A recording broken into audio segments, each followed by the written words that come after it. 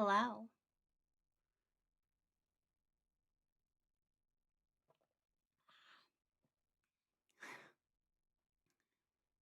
Does everybody like my new mug? Snitches get kisses. How are you, Natalie and Maggie and Jerry and Kathy and Kim? And look at this, I started a little early, which is not usual for me. All right, so how is everybody doing today? I am good. I'm a little bit tired, so hopefully this energy drink kicks in soon. Hi, Watercolor. Hi, McCraw. Hi, Lily. Hi, Simon for Life and Bob. All right. So, that's not what I'm trying to do. So, did everybody enjoy my... I can't believe I called putting an overlay on Scooby-Doo a passion project. But did everybody enjoy my passion project? I hope so. Hi, Bonnie and Vegas Vibes and Libby Lou. All right. I'm going to play it anyway. I need to put up the full screen version of it also. RC, I'm in pajamas on the bottom. I'm in pajamas on the bottom. And I literally only got ready for this live, so thank you. I'm glad you like my hair. I do everything myself because I'm such a perfectionist, and I'm also like I don't want to like nag somebody to get things done the way that I want to do it, so I just do it myself. So I highlight my own hair, and I usually mix my own like purple conditioner to use as toner, and I've gone a little heavy-handed on it, the purple, but whatever, I'm fine with it. I'm fine with it. Okay, so hi, Bonnie and Tally Girl and Shay Benet and Jab and Kathy. I think I said hi to you. And Jillian, Tenacious P, Misdemeanor. Okay, so thank you. I'm glad it looks good. I had extensions for so long, and then when I took them out, I like went through a depression. All right. So let's go ahead and watch the short in case you haven't seen it yet. And even if you have, you're going to watch it again. All right. Let me turn up. Somebody was complaining that my mic wasn't loud enough also, so I'm going to boost that a little bit. I try to have it out of the picture because it lights up, and I feel like that's a distraction. And saying a totally new word is not, I guess. Okay. So let's real quick. We'll watch the new shorts, and then we'll get into this Donna stuff, okay? Oh, and I'm going to play the Wendy song for you. Okay, yeah, that's what I was just doing. I'll boost it up a little more. I'm going to play the Wendy song because I've got to run downstairs real quick also, but we'll watch the shorts together and then we'll do the Wendy song, and then we'll come back and talk about Donna's denial of her trial denial. Do you know that the denial is 57 fucking pages long? Guys, I can't even. Okay, so let's watch my passion project. There's a lot. Okay, first of all, there's a lot of there's a lot of, like, coloring products. I know that Wella has a line of it because this is what I used to use when I used to go to somebody. I had my hair, like, Ariel red for a while, and Wella has and I don't know what colors they all have in the range, but they do have a line where you don't have to bleach, and it'll just deposit, and my hair normally is kind of like, mid-tone brown. Um, RC, I have at least 58 pages of reasons I cannot stand the ADelsons. Same. Okay. So let's go ahead and watch my Scooby-Doo passion project, and then we'll watch the tab. Georgia's got tabs for that, and then we'll watch the little encryption thing, and then I'll play the Wendy song while I run downstairs real quick, and then I'll be back with you. Now we'll find out who the Mad Doctor really is. Well, there's only one person it could be. Oh. Charlie ADelson. Hey, look! They're trapped in the quick-drying cement. Now let's see who these two characters really are. First, we unmask the Spectre. It's Donna ADelson. Hi, boss. Ah, meddling kids. Now to get the mask off old Nettie. Old Man Harvey. But who is that? This is the end of the mystery. Well, if it isn't our old friend. One day Jill. She's been poked so much her crabs have crabs. That's not very kosher of you. And I'd have succeeded if it weren't for those meddling kids. It's so stupid. It's so stupid, but I fucking love it so much. Oh my god, I love it so much. I told my husband, like, I have had this project that I've been wanting to do for like over a month now. I said, I finally did it. Like, it's only like, it's not even a minute long, and it took me so long to do it because literally when they do like the mask reveals, I took the screenshots of every frame that they were pulling the mask off and then imported that into PixArt and overlaid the faces, and then I had to turn down the opacity so I could erase, just the part where the mask was, and did that for every frame, and then relayed the frame inside.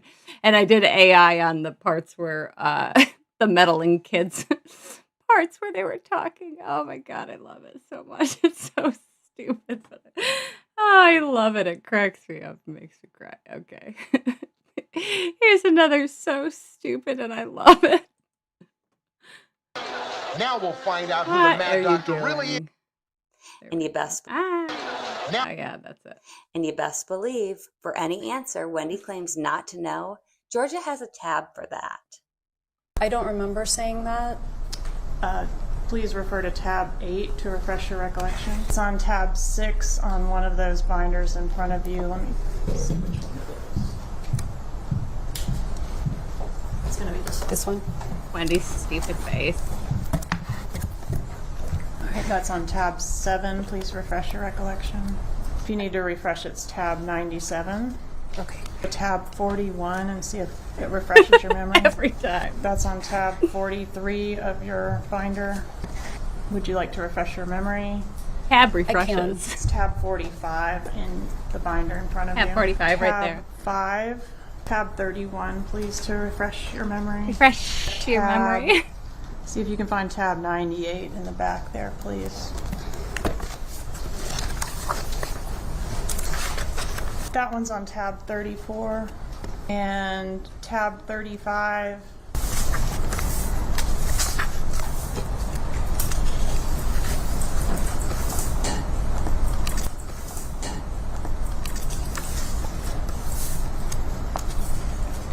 I don't see it.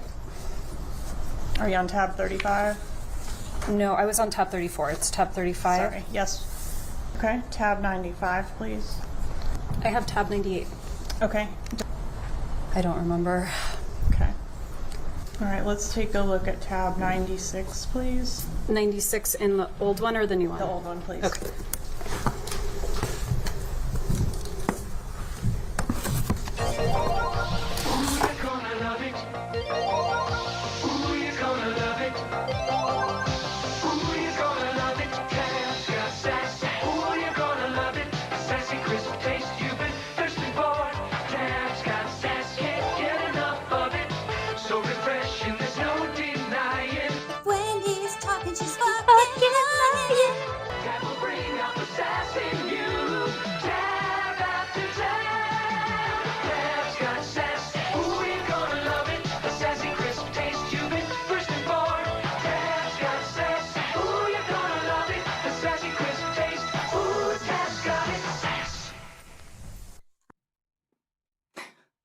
So stupid. I'm trying to look up what Tally Gal asked if Wella has a purple and lavender deposit.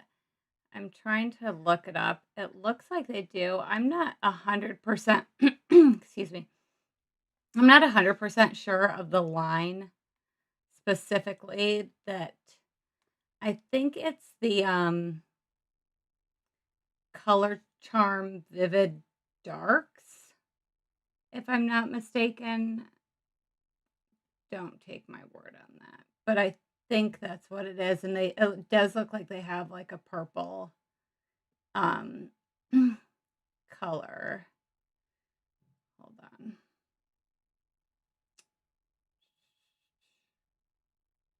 So this is for, see, I don't know. Yeah, so okay, yes. So this is it's their color charm line. It lifts and it deposits color at the same time. So I mean, it's obviously technically got like a lift a lifting agent in it, but it's not you don't have to like straight bleach your hair. And I use like ion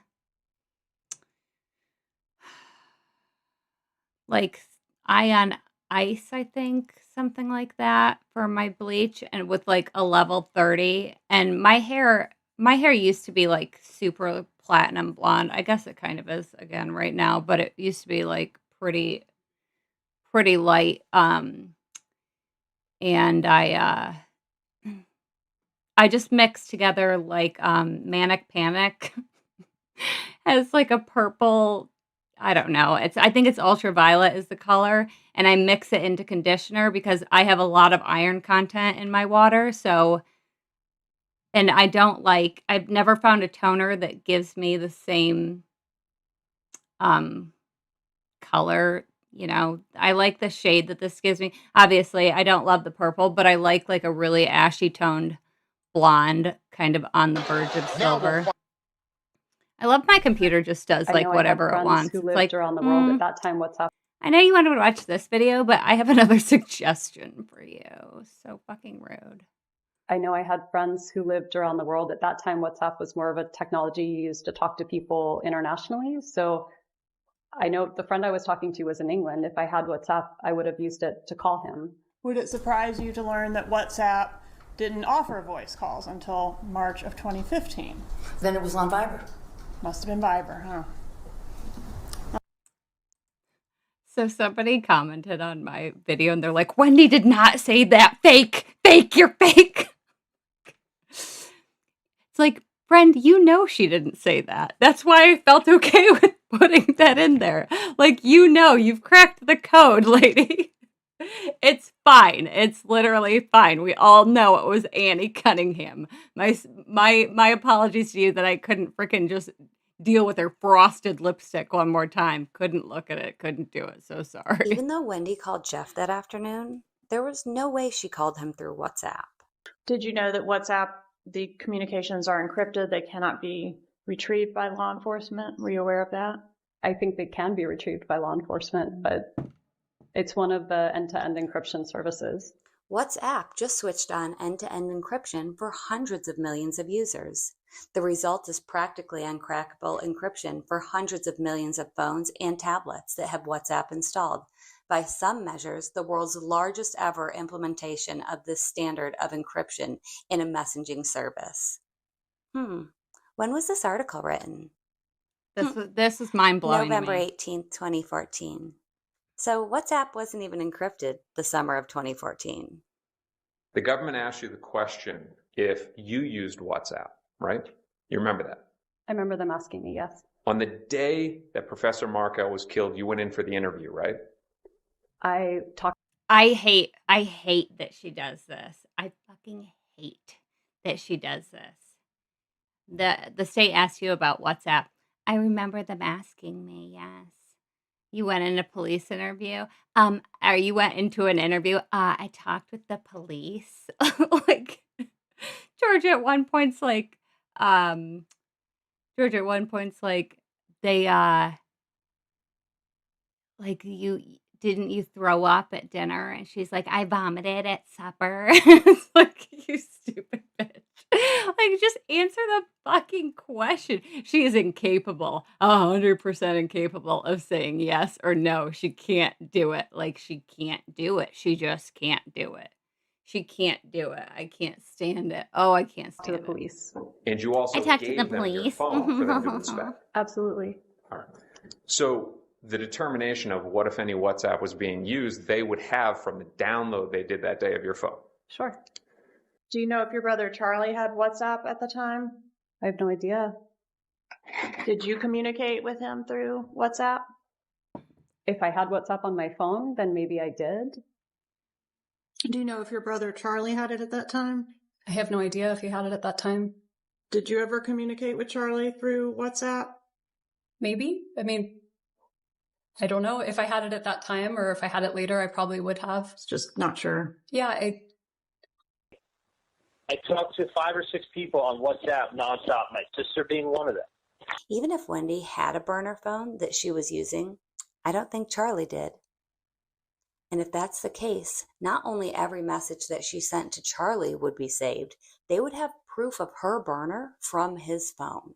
So even if the police didn't have Wendy's physical phone, they could have retrieved the data from both the carrier itself and WhatsApp.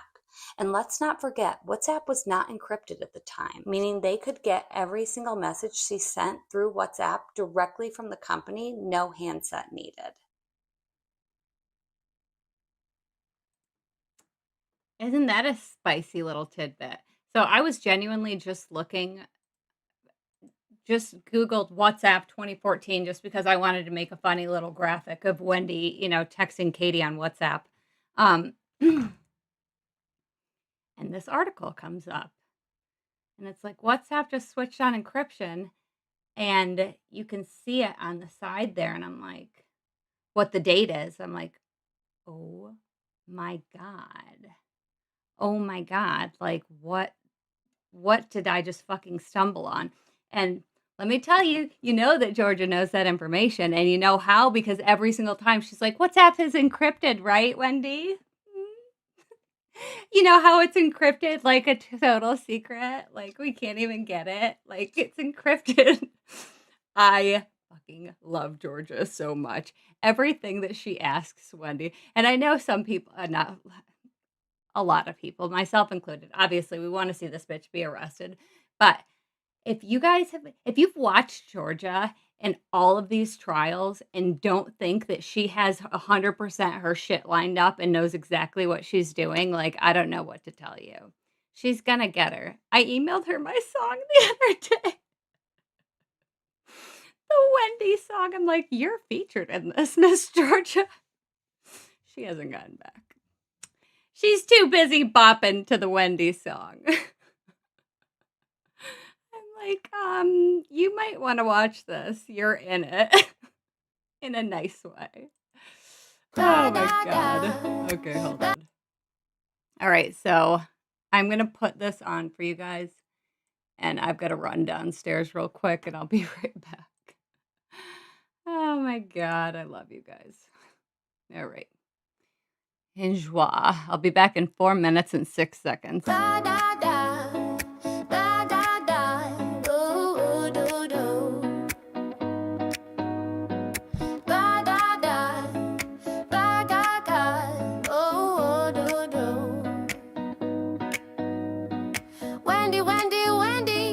What shall we do with you? You thought you planned the perfect crime. It was just too good to be true. You say you're a lawyer and how smart you are, but you should have thought twice before hopping in your car. Arrogance, excitement, both got in the way, and you royally fucked up on that super special day. You needed to see and you just couldn't wait. It even made you late for your little lunch date. You thought maybe I'll go, just take a little look. You just had to go and see the life you just took. Wendy, Wendy, you should have thought. You sure messed this one up. You just can't be taught. You couldn't help it, just needed to see. Thought you could talk your way out, they'll never catch me. You're too rich, you're too smart, you're too pretty, you're on fire. And one thing's for sure, you're the biggest liar. You wanted it your way, you're such a brat. You think so highly of yourself, an aristocrat. Had to go live in Miami, you thought it was the best. Trust me, you'll still be with your family in prison like the rest. First Charlie, then Donna, and baby, you're next. You shouldn't have sent that, this is sweet text. So get your shit together, you'll look good in prison blues. This is what happens when you never think you lose. Wendy, Wendy, you should have had some self-control. You were the only one in tally, that was your only role. Donna will wash the money, and Charlie's one to think. But you, my blue-eyed baby, you are the weakest link. You're too rich, you're too smart, you're too pretty, you're on fire. But one thing for sure, you are the biggest liar. Sweetie, you're a lawyer, so when you take the stand, you should rehearse a little better, say your lines as they were planned. I know you get thrown off when Georgia talks about your book. The one thing you perfected is your dumb, confused dog look. So put on your only outfit and testify again. Seal the fate on one more family member. Sad the ADelsons didn't win. Wendy, Wendy, this is all about you. Your decade of freedom was too good to be true. Your family had it all, you were a pillar of the community. But you'll be the next one cuffed, cause you're a killer with no immunity. Baby, soak it up, your last days in the sun. Cause after Georgia's done with Donna, then baby, you're done. I don't use AI very much, but when I do, I'm going to make it count. Like watching her get arrested right from the stand. Oh my gosh. All right. I love that. Wendy had one dress for the longest time. It was really sad.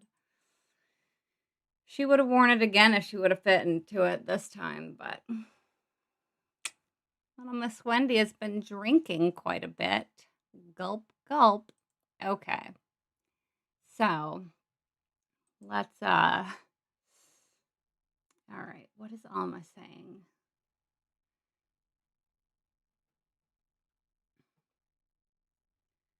Alma is saying something about a tan line.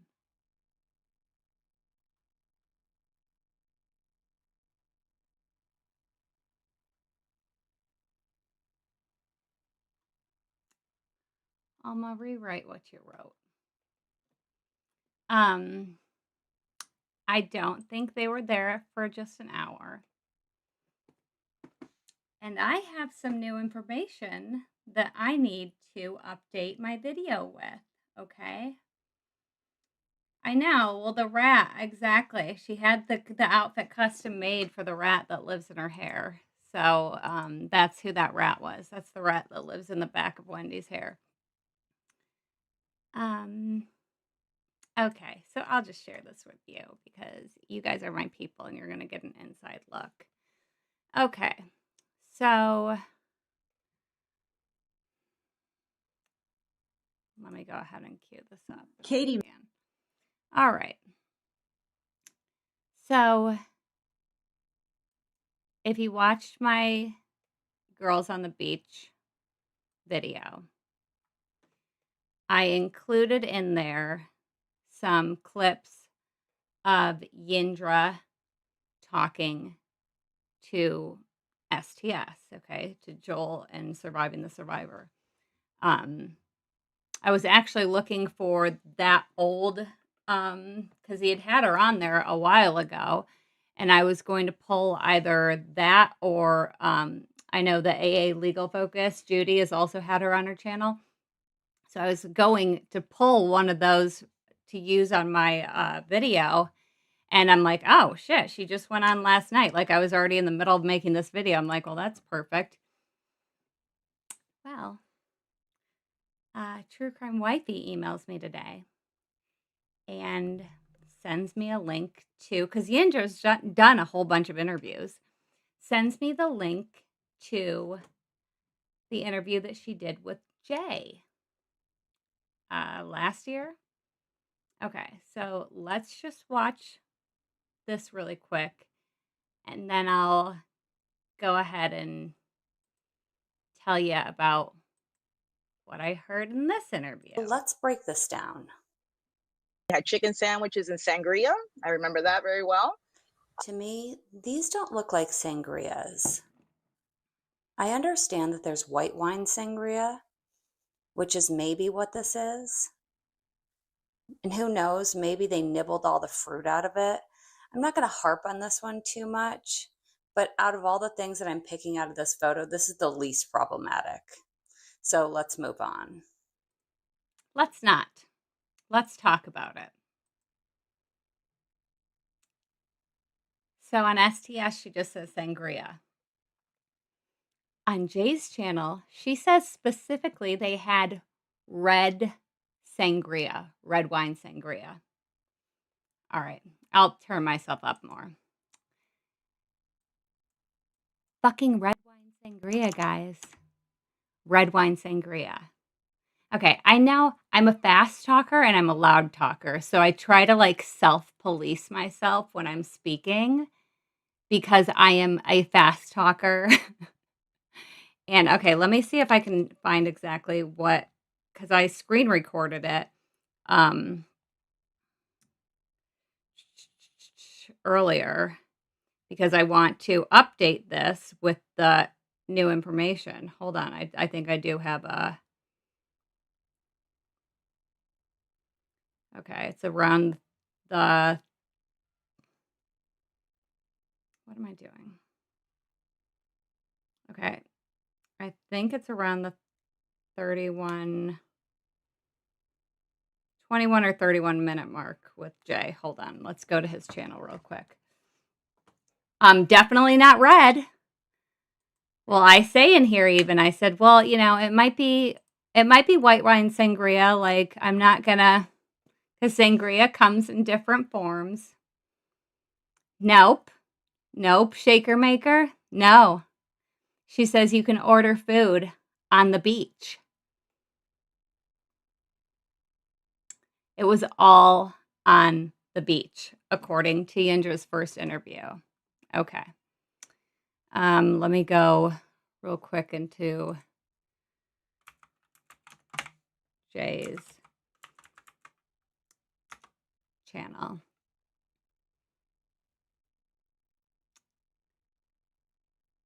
Isn't that something, though? Isn't that Wendy so gets arrested. interesting? Okay, and she's breaking up a little bit, too, in this. So, just so you know, this is... the audio is a little in and out. And let's just go ahead and watch this part real quick. Because I'm going to be editing that video and putting this in. And he said, well, do you guys want to come to the pool? And Katie's like, oh, and listen to what else she says. So, you know, the other thing that I point out is the debit card that's in front of Katie. And Katie's the only one there, well, that we have records of that has a Bank of America account. So listen to this shit. hey, do you want to go to the pool? And I was like, I guess, cool, let's go. So I knew that if we were going to go to the pool, it was either at his house or it was at his parents' house, because I knew that his parents had a condo in South Beach. And I was like, this guy is always very, like, he splurges, he was not stingy. And I was like, well, he's probably gonna, take care of the drinks if we order. And I was like, I don't mind. I don't have anything to do. I don't have my kid. This 'cause at that audio time, there was skipping only is one on kid. their end. So I'm like, okay, cool, let's go. We stop, we get our bathing suits, and we're on our way. So we go and, we're all hanging out and we're having a good time and we're in the pool. And then they're like, hey, do you want to go to the beach? We can order food on the beach. And I was like, yeah, sure. Like, at that point, we're hungry because it's been a couple of hours. So, I remember we ordered chicken sandwiches and we had red sangria. And, we're sitting there, we're eating, we're chatting. On the beach. And, Charlie goes, hey, you guys should take a picture. You guys look so cute. Just, like laying there, getting some sun. And I'm like, sure. And we just all turn and take this picture. So that goes and gets posted on Facebook. And then I see it on the big screen at trial. Wild. So it's Charlie's idea. He wants to take the picture. Are you each, does he send it to you? Are you like each posting it social media? Is it just him posting it to Facebook? But that's Charlie's idea. No, he took the picture with Katie's phone. Okay. And so Katie has the picture. So which is also weird. If he wanted them, okay. If I want a picture of somebody, I'm taking the picture with my phone. So the fact that she's saying that, and listen, I'm not calling Yindra a liar. I have nothing against Yindra. Yindra's done nothing wrong. It's not her fault that she was friends with Katie and then Katie decided to be a murderer. Let me just lay that down first of all. But if Charlie's the one asking to take a picture, wouldn't he use his phone? The only reason why I've ever used somebody else's phone to take a picture, hold on, little skunk weasel. The only reason why I've ever used somebody else's, hold on 1 second, phone to take a picture is because they wanted me to take their picture. And it doesn't look like he took the picture anyway. Hold on, I got to get my little chicken nugget. Katie posts it on her Facebook and tags me on it. So I believe I reposted the picture at that time when she had tagged me in it. I didn't think it was a big deal. I was like, I just met this girl, Wendy, I just met her. She wasn't tagged or anything. Like, they weren't friends on social media or anything like that. In my head, I thought that was maybe the first or second time they met. So I was just like, oh, it's just a casual, regular picture, So I thought nothing of it. But then when I see it at trial, I was like, oh my God. So Charlie is taking care of all the drinks and everything? He's paying for everything? Yeah, we didn't pay anything. Absolutely nothing. Like, he was like, oh, whatever you guys want, it's fine. I got it. And it was normal. This is, I had only hung out with him a handful of times.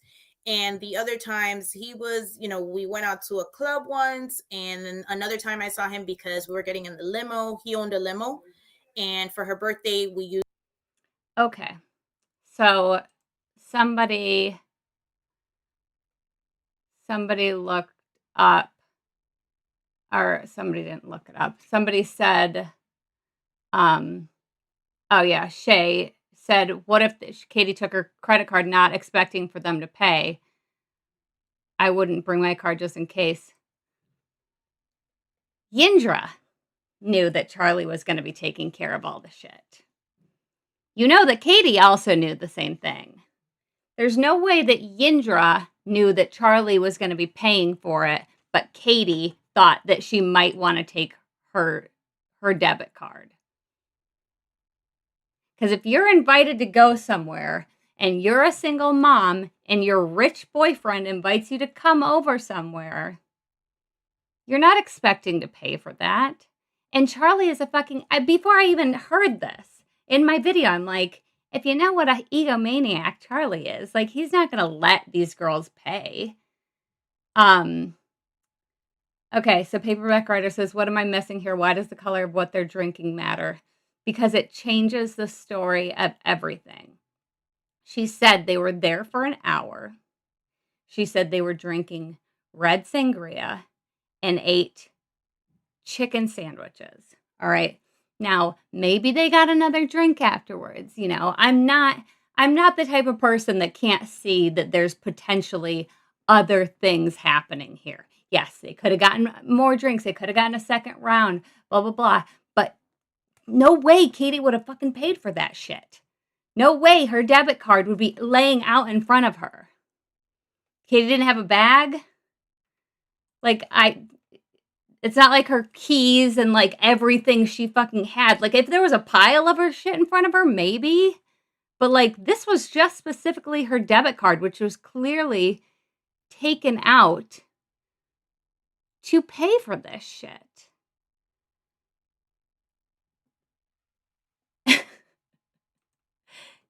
Or Wendy's the only alcoholic that never drinks.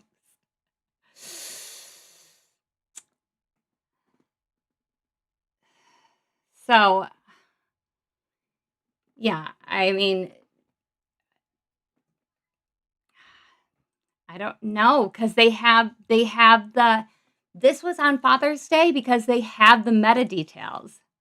They have the details from the picture. They show it to Wendy in one of the, I don't remember which, maybe it was Charlie's, but I don't remember which trial it was, but they have all the details of the picture with the picture. So we know 100% that it was Father's Day.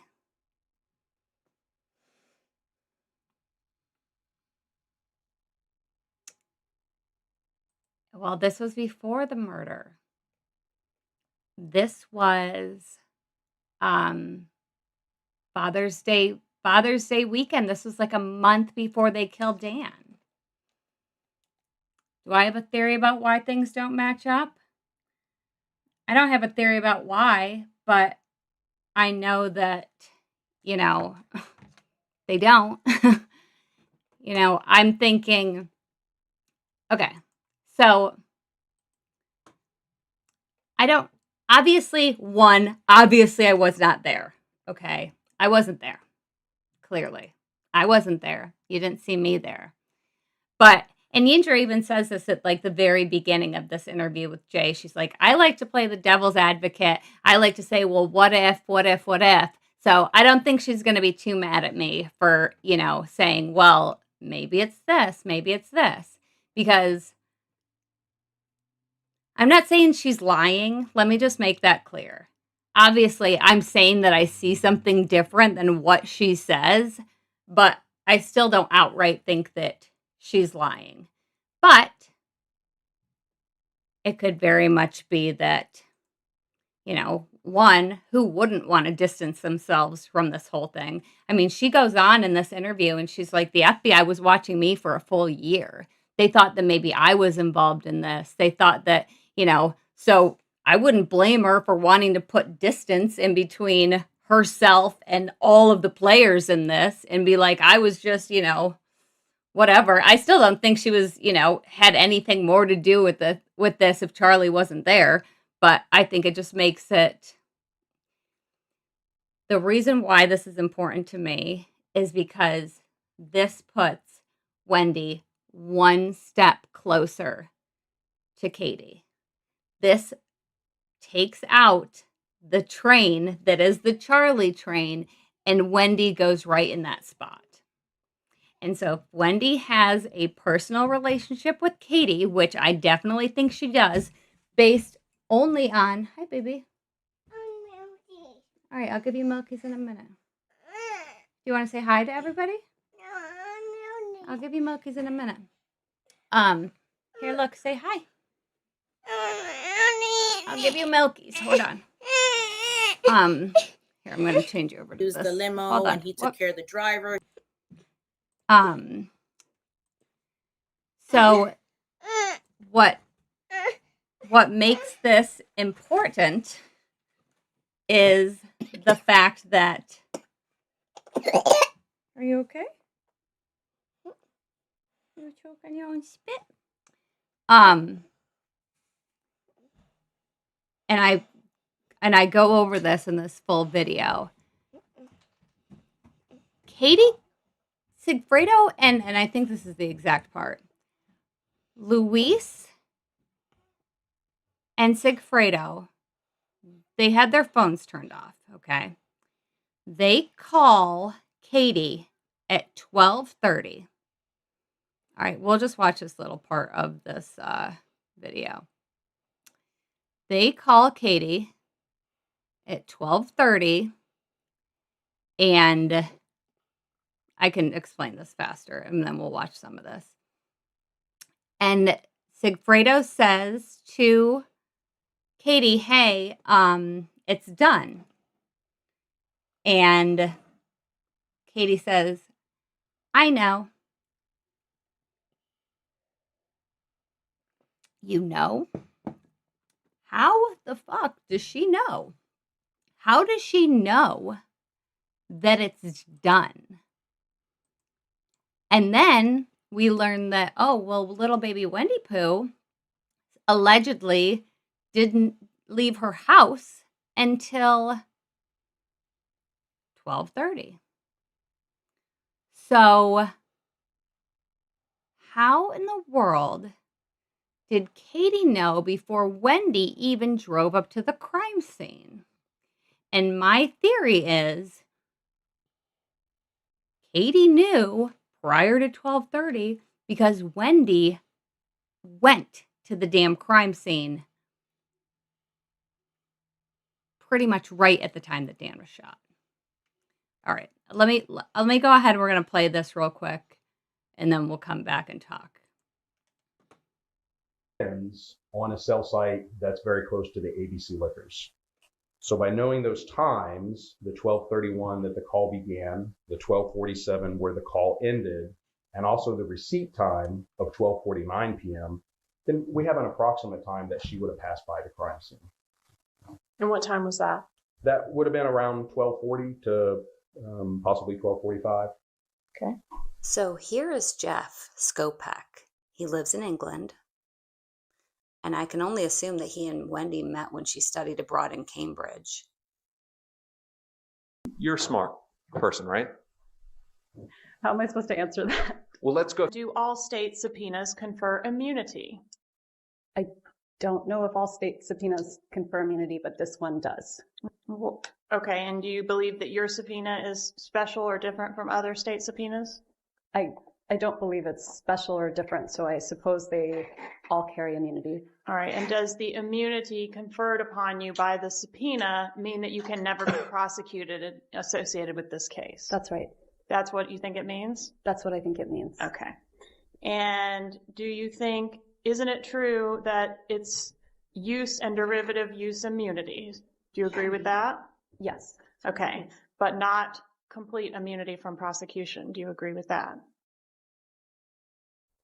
That's different than what you just asked before. So I'm sorry, can you repeat the question? All right, so what I'm trying to allow the jury to understand is what sort of immunity you have. What is your understanding of what it means for you to have immunity pursuant to the state subpoena? So I have derivative and use immunity. And so in the future, I personally believe that U.S. Americans are unable to do so because some people out there in our nation don't have that. And I believe that our education, like such as in South Africa and the Iraq, everywhere like such as, and I believe that they should, our education over here, and they. Okay, so let me tell you something real quick story time. So I get copyright claims for this freaking video. And I'm like, for what? They're like, you included a song in here. I'm like, the Tab song? Like, is Tab really fucking trying to copyright claim me right now? And because they always put in, like, the timestamp of it. And it's this. And I'm like, the fuck? So I go to whatever song they're claiming this is from. Some jackass put this clip of this Teen America, Little Miss Teen America, into a fucking song, and now my ass got fucking copyright claimed for it, which I disputed. I'm like, you might want to go read that. You might want to go look at that, like have a person look at it, because, and no. I don't think so. I didn't use anybody's song. Absolutely not. All right, we'll listen to the end of this, and then I'll skip forward a little. US should help the US, or Should help the US, South South Africa, Africa, and and should the help the Iraq, Iraq the and the Iraq, Asian countries, so we will so be we able can to build up our future for for our children. Thank you very Thank much. you. A prosecutor couldn't use what I say here today Oh, against poor him. thing. Wait, it means you're wicked smart, right? That's very You had a nice. high GPA, a very high GPA. Jill ADelson. That's very nice of you. So Wendy is on the phone. Okay. One of those spots is taken by the So this is esteemed Jeff Wendy Jill Skopek. ADelson. So Wendy is on the phone with Jeff.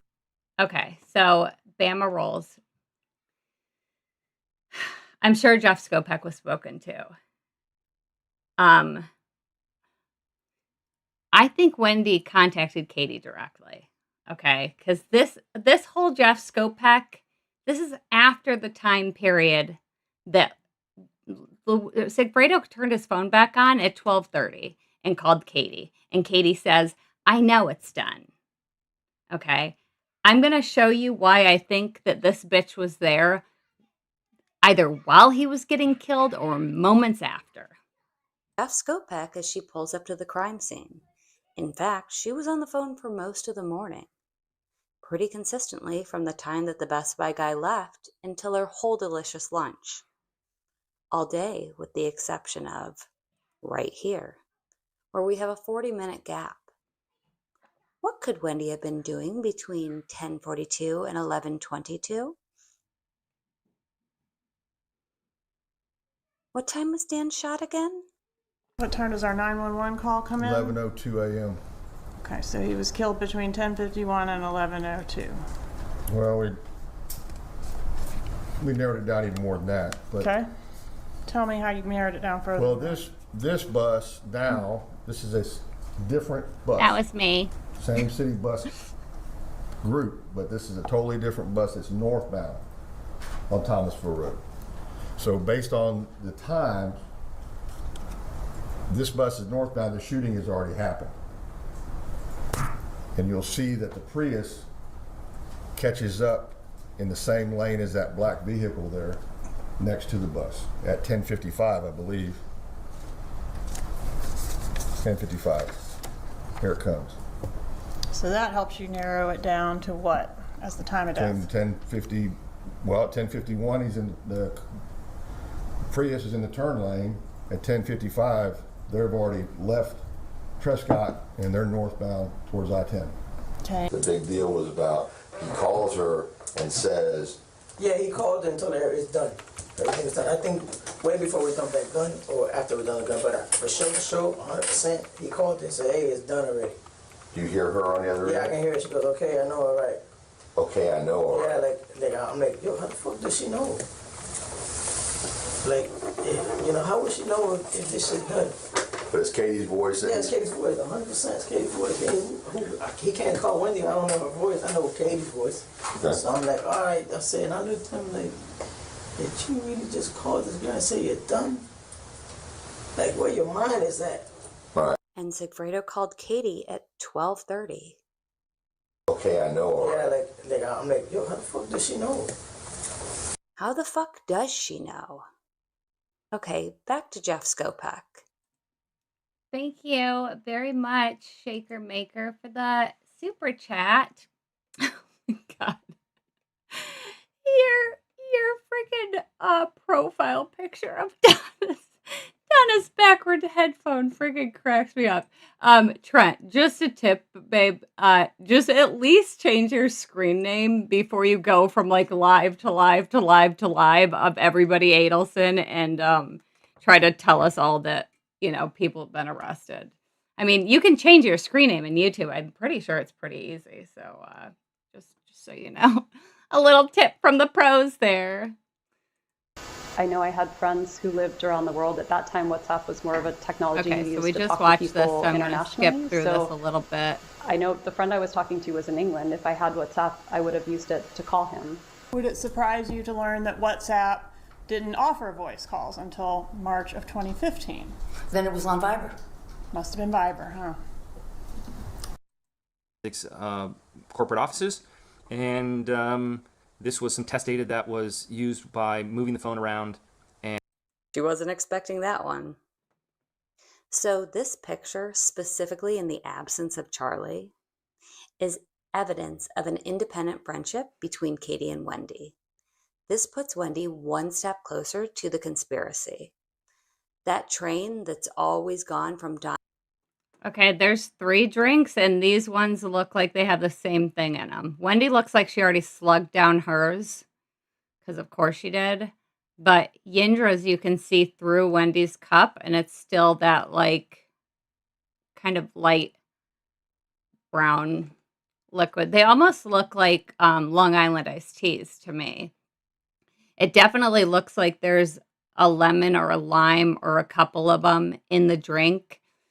But when I first made this video, I'm like, well, maybe this is white wine sangria. Like, I'm not going to harp too much on it. But then she genuinely says, like, straight up in that Jay interview, we were drinking red wine sangrias. So, To Charlie to curious. Katie to Sigfredo. And hi, True Crime becomes Wifey deep. and John and everybody that's coming to the chat, Michelle and everybody. I love you all so much. I know. And maybe they got a second drink. Like, listen, maybe they got a second drink. If they were there for an hour, like, that's not out of the realm of possibilities. But I can only go by what she's, what she mentions for it. Railed with this picture. The Wendy car has jumped the tracks and inserted herself clearly into the middle of this entire plan. Yeah, he called and told her it's done. Trent's going to come back in with the screen name Brent and be like, Wendy just got arrested, guys. Oh, my Lord. I think way before we done that gun or after we done the gun, but for sure, 100%, he called and said, hey, it's done already. Do you hear her on the other end? Yeah, I can hear her. She goes, okay, I know, all right. Okay, I know, all right. I'm like, yo, how the fuck does she know? Like, how would she know if this shit done? But it's Katie's voice. Yeah, it's Katie's voice, 100%. It's Katie's voice. He can't call Wendy. I don't know her voice. I know Katie's voice. Okay. So I'm like, all right. I said, I looked at him like, did you really just call this guy and say you're done? So sometime in that 12:40 time. And Corbett just retired too. Good We for have him. visual of the hitmen at 10:38 on Premier Gym cameras. Then a bus camera spots them at 10:51 before the murder. Then they are seen again at 10:55 leaving Dan's house. Call detail records indicate the phone is powered off during this time. Sigfredo's phone is then powered on and he calls Katie at 12:30. Okay, so it makes sense that you might have left your residence at about 12:30. Sure. Okay. So how would Katie know at 12:30 that Dan was already shot if Wendy didn't leave her house until 12:30? I wonder if our little friend here would have had any extra time in her day. Because who else would have been both in Tallahassee and had a personal relationship with Katie? Based off her call detail record, she would have gotten off of the phone with Renee Griggs at 10:42. Okay, now what I'm showing here, and don't worry, Wendy's face will be in all its full glory here in a minute. But this is the drive from Wendy's house to Dan's house. Okay. And it's depending on the traffic and the time of day, I've seen it anywhere from like 12 to 14 or 15 minutes for this drive. But remember, there is a 40-minute gap in her phone records. And just for the record, we don't have her computer records. I'm going by the information that I have. I have her call detail records. Okay. So that is what I'm basing my theory on. All right. If she hopped right in her car, she could have made it to Dan's house by 10:54. Which is like the time he was shot. Would have put her there at almost the exact moment he was shot. Unreal. So he was killed between 10:51 and 11:02. Well, we narrowed it down even more than that. But Okay, so that helps you narrow it down to what as the time of death? 10:50. Well, at 10:51, he's in the Prius is in the turn lane. At 10:55. Let me tell you though, first and foremost, I have, hold on, baby, what do you need? Let me see.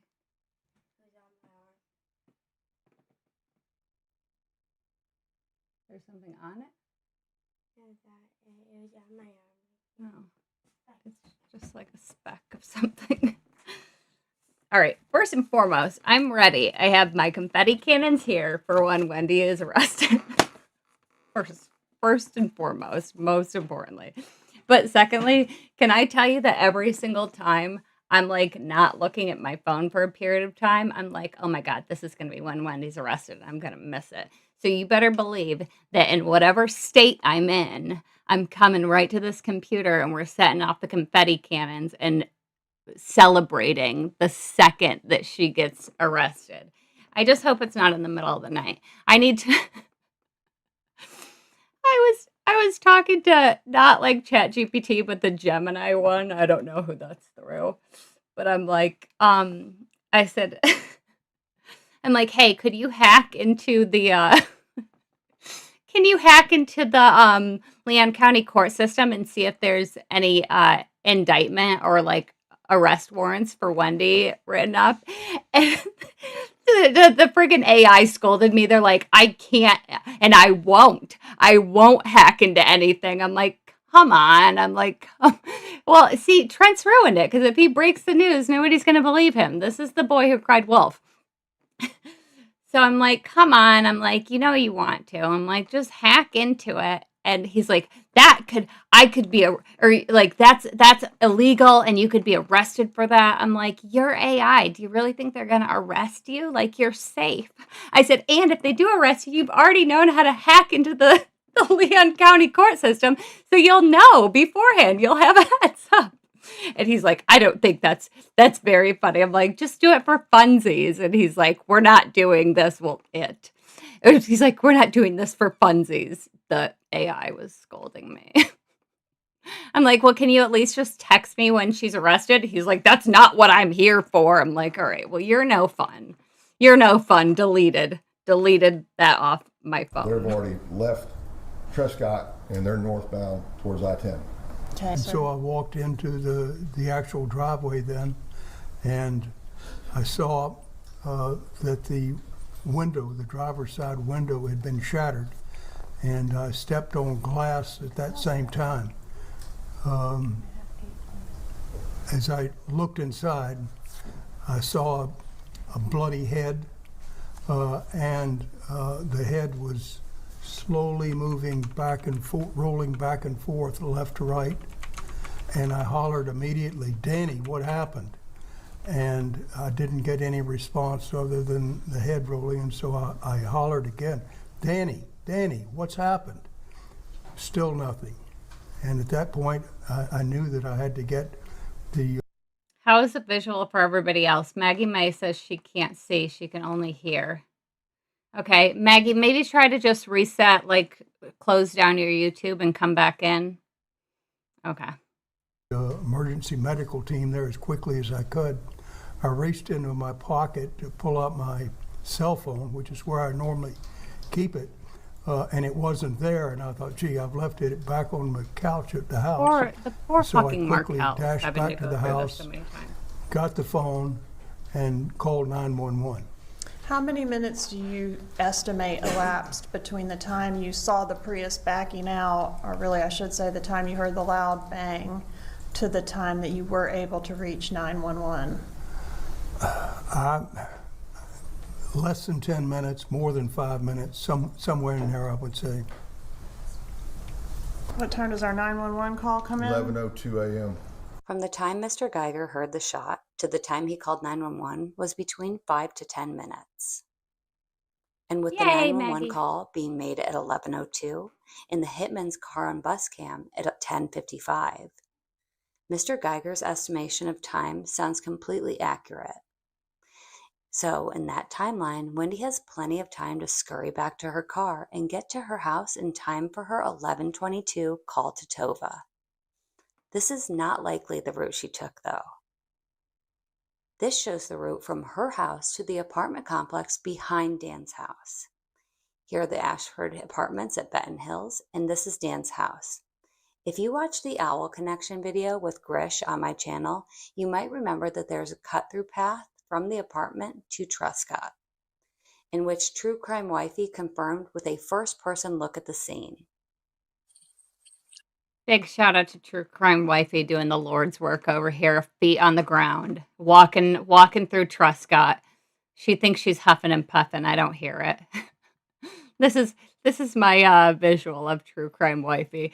So her video is on the right, and then I try to put the map up on the left-hand side so we can kind of see in relation to where like she's standing. And obviously I probably don't have this exactly right because again, I'm not in Tallahassee.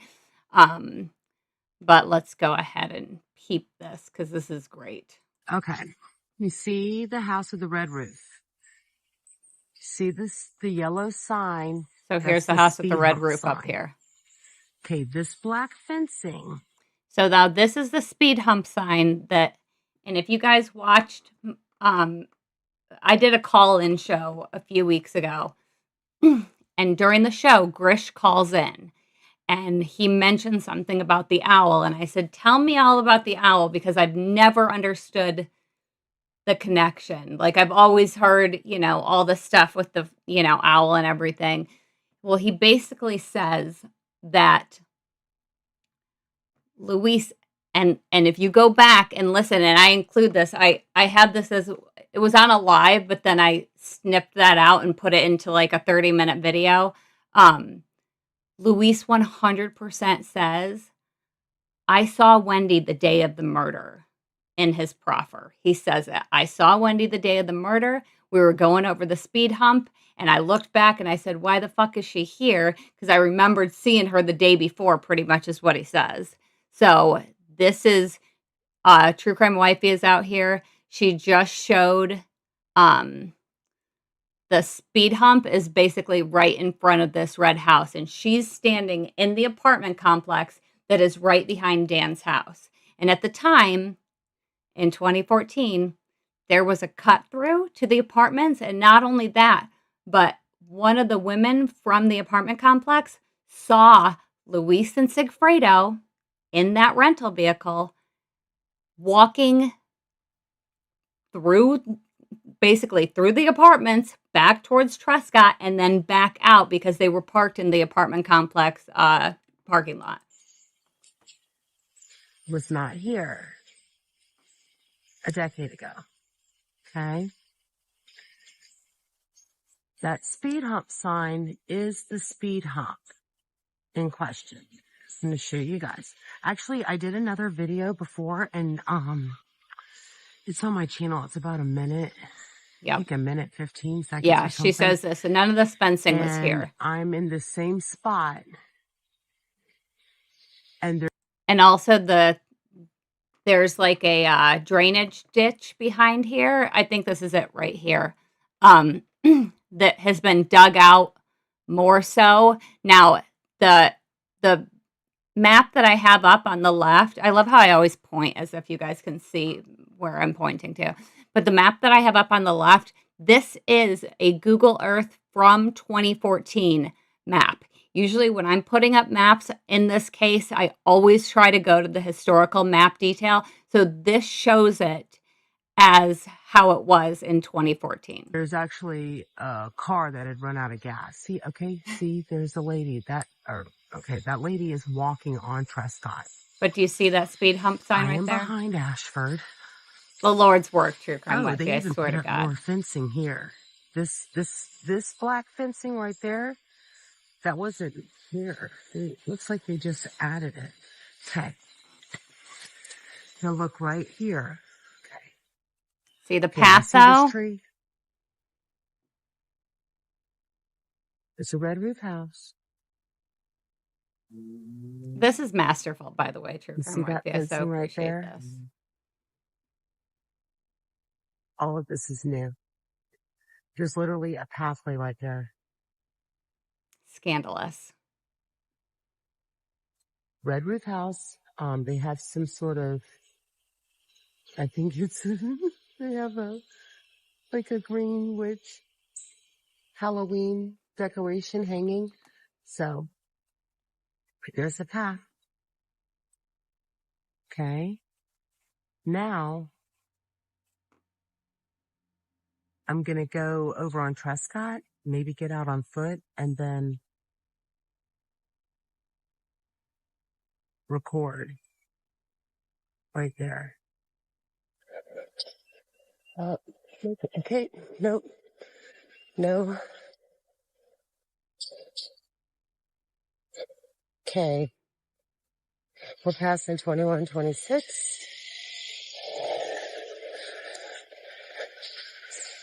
Oh, people are working on the Geiger's house. Just gonna flash real quick.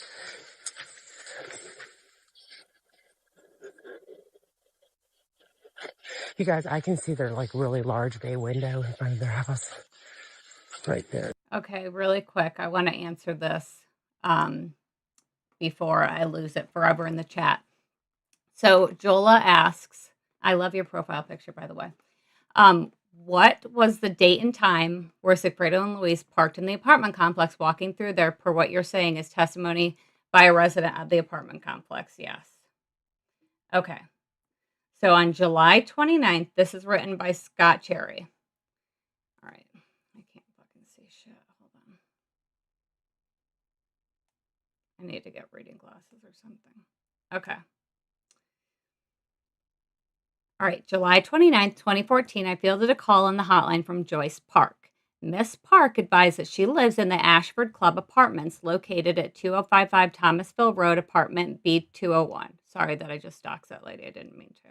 Hopefully she doesn't live there anymore. This is in the police reports. My apology. I didn't mean to call you out, lady. This apartment complex is to the immediate west of Markel's home. And as we're looking at it on the map, it's behind his house. And the property is actually separated by a stormwater runoff ravine. On the Wednesday prior to Markel's death, okay, so this would have been the day that they got into town. She saw two younger white males, possibly in their early 20s, park a silver Prius and get out. They parked near the A building, which is also next to a small community park for residents of the complex.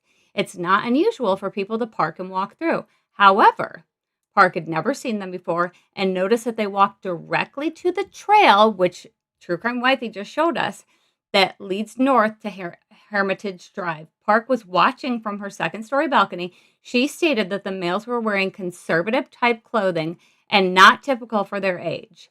About 10 minutes later, she saw the same two white males return. However, she noticed that they were both soaking wet from the waist down, and the shorter of the two was carrying an object that she didn't notice that he had with him the first time she saw them.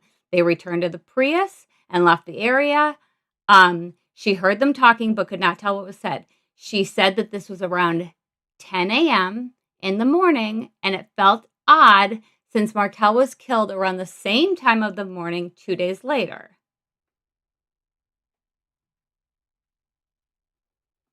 So Markel. Okay, so they're right there. I show, okay, so on this part, I have up the,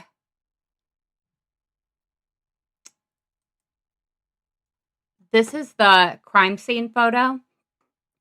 And right here on the right, you can see this is Dan's mailbox. She's walking past all the residents. She just walked past the Geiger home. And I stopped the video for a second. Again, I'm pointing. I stopped the video for a second and show where this police line was that was there on the day of the murder. And the news was on the scene very shortly after. Like, they might have even been there when Wendy drove up to the crime scene, to be perfectly honest. You guys, I can see their like really large bay window in front of their house. So I just showed the Right there, some more Dan's Hold mailbox. Okay, so right here, guys, this is, and I mean, I showed this on Google Maps for during like one of my videos. We like drive down the street on Google Maps, but seeing it in first person like this is like her whole story about, like, I didn't know what house it was, blah, blah, blah. Like, oh, I just drove to the tape, also known as I just drove right up to our fucking driveway where not only, and it's not like I know I've said this 100 times, but it's not like this was just Dan's house. Okay, it's not like after they broke up, they each got a new house. Wendy lived in this house. This was their marital home. So it's not like Wendy didn't know that this was his house, or like he had just moved there and she was like unfamiliar with the area. Like, the bitch lived there for fucking years and years and years. The former Markel home. But I'm not gonna stop. This is the Markel Homes mailbox. Okay, there's a man coming, like walking. So I am gonna point it down first. So there was like a drainage ditch right behind, like, because there's in Florida, it rains almost every single day in the summer. I have also looked back at the weather from the day that Dan was killed, and it did not rain in Tallahassee that day. But I lived in Florida for 22 years, and Southwest Florida, and almost every single day, and it was like clockwork in the summer. 4 o'clock, 4 o'clock, it would go ahead and start raining, and it was every single day. So the fact that there was a drainage ditch back there shows that they needed some sort of like avenue for the rain to go. And, the likelihood of them being wet from that drainage ditch is really good, especially in the summertime because it rains so frequently. Second, but it's one of my kids' classmates' dad. Okay. Right here, guys. Speed hump. Yeah. Speed hump. Red roof house. Purple witch.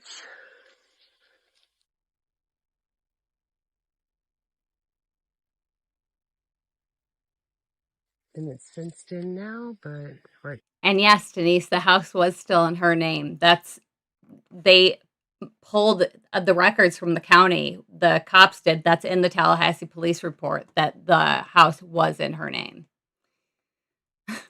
Yeah, Maggie, that's the first thing I thought too. The Valley podcast says I need to get a real job. I need to get a real job instead of being obsessed with this trial.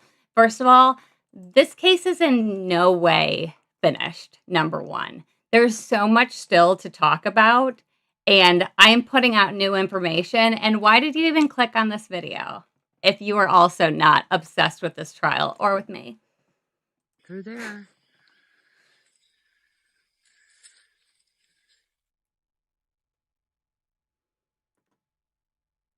Okay, so here is the tree.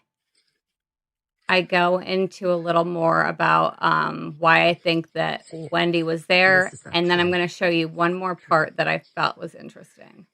That's the tab commercial. There used to be a path right here.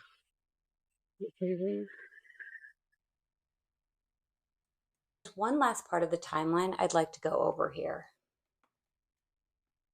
I'm theorizing that somewhere between 1054 and 1122 is when Wendy reports Dan's murder to Katie. I found some other evidence that I feel like corroborates this theory and shows that she might not have only contacted Katie, but Donna as well. The gunshot is heard between 1052 and 1055. Mr. Geiger calls 911 at 1102. And again, just from Wendy's lack of activity on her phone, she could have made it to Dan's house as early as 1054. In order to make it back to her house by 1122, she would have had to leave Dan's house no later than 1108. Yeah, Alma. She sold the house. I actually have that. I think that was the last video that I did before this. What was that even about? Me, so up to date with my own very own channel. What was that even called? Oh yeah, the talking about how she never loved Dan. That is in there because they 100%. Yes, Alma, that was True Crime Wifey. Boots on the ground with that amazing first person recording. Okay, so listen to this, guys. Listen to this. Which makes it an interesting little tidbit that Donna's trying to reach Charlie at 11:06, which Charlie calls her back at 11:22. And it just so happens to perfectly line up with the first time Wendy gets back on her main phone after her 40-minute hiatus. Perhaps Big Brother spent 16 minutes scolding her for going to the crime scene. We know he was mad about it when she got caught after the fact.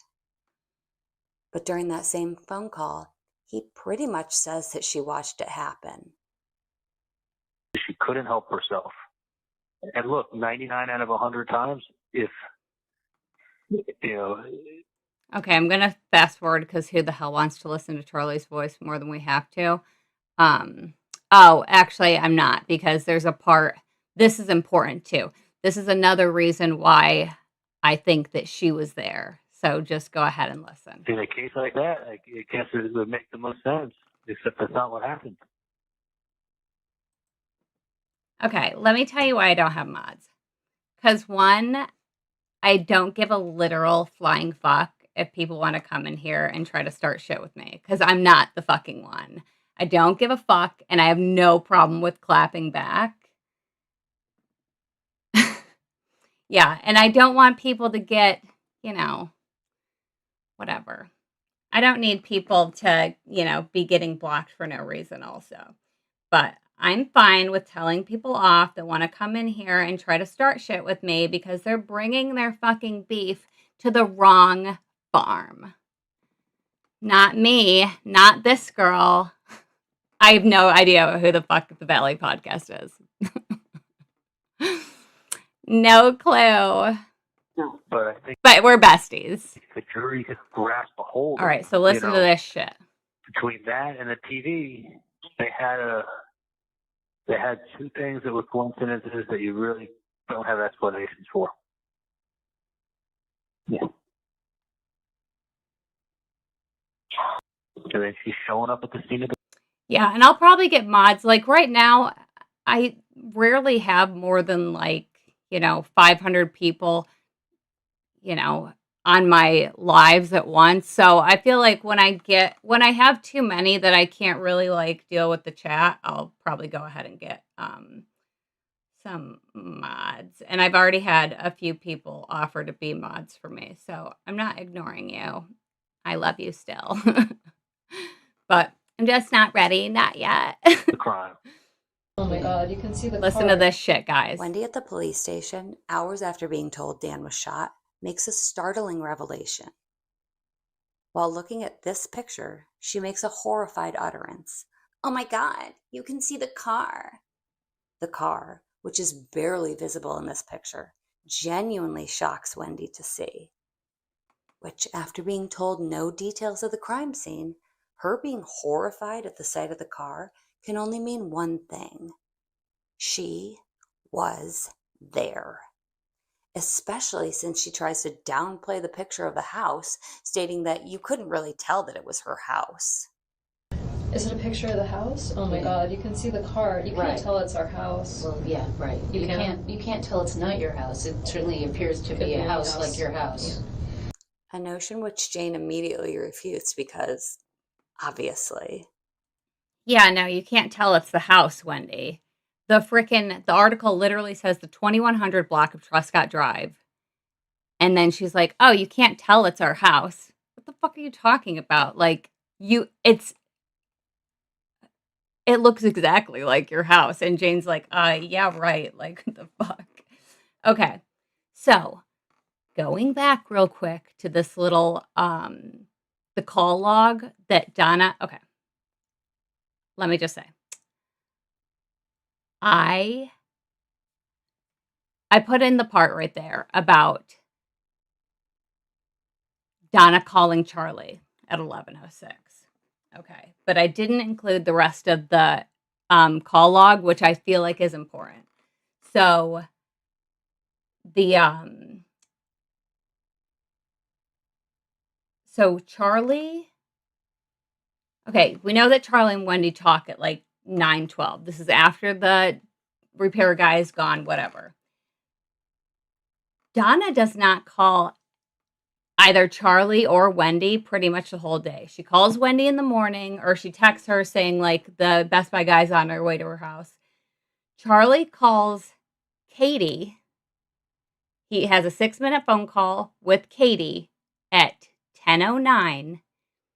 And then that whole time period, nobody is speaking until 11 o'clock when Donna calls Charlie. And then Charlie doesn't get back to her till 11:22. And it says on there, it doesn't say it even doesn't even say, it says Donna ADelson contacts Charlie ADelson, either attempted call or text, which I find is really weird why they don't specify whether it's a call or a text, because in literally every single other instance of this call log, they say it's a fucking, like, it's a phone call or it's a text, and they say even like how long it is and everything. So Donna calls Charlie at 11:06 and either calls or texts him, which I think is really fucking weird that they don't specify.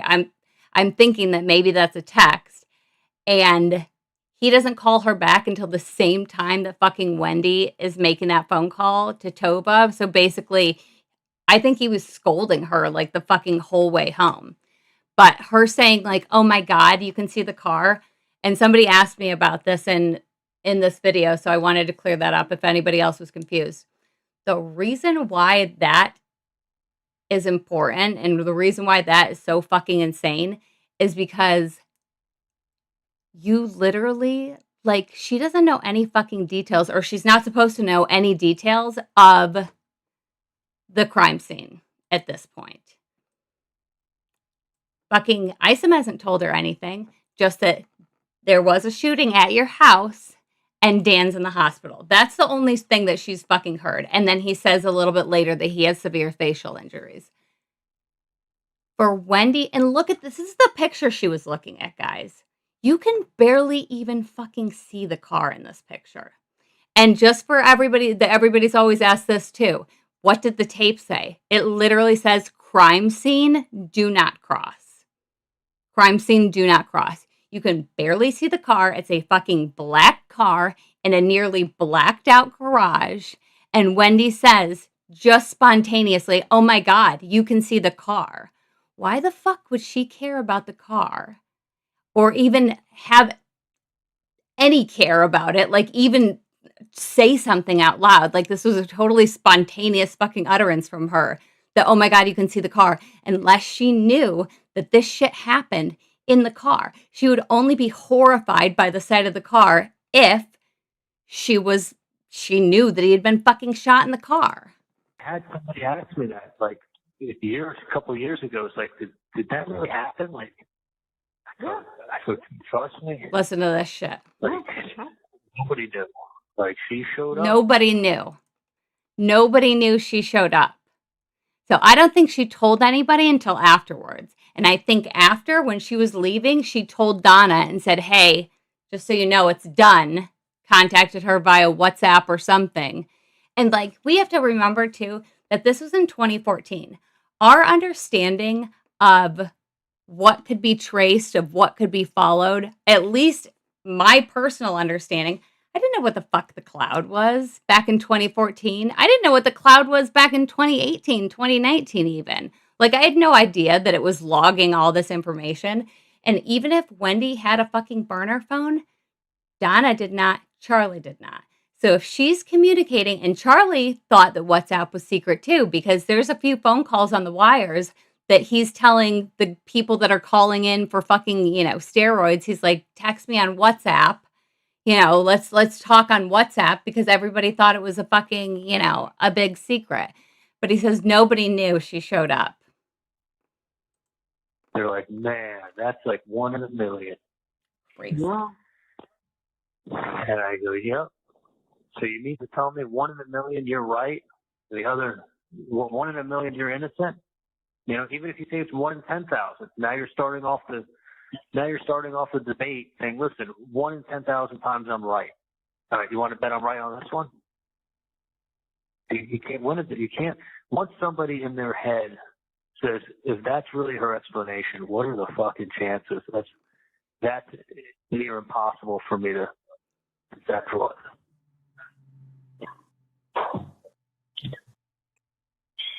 I guarantee you, if they poll jurors, that's going to be the thing that's stuck in their head, that they knew right then and there it was either a coincidence or it was a lie.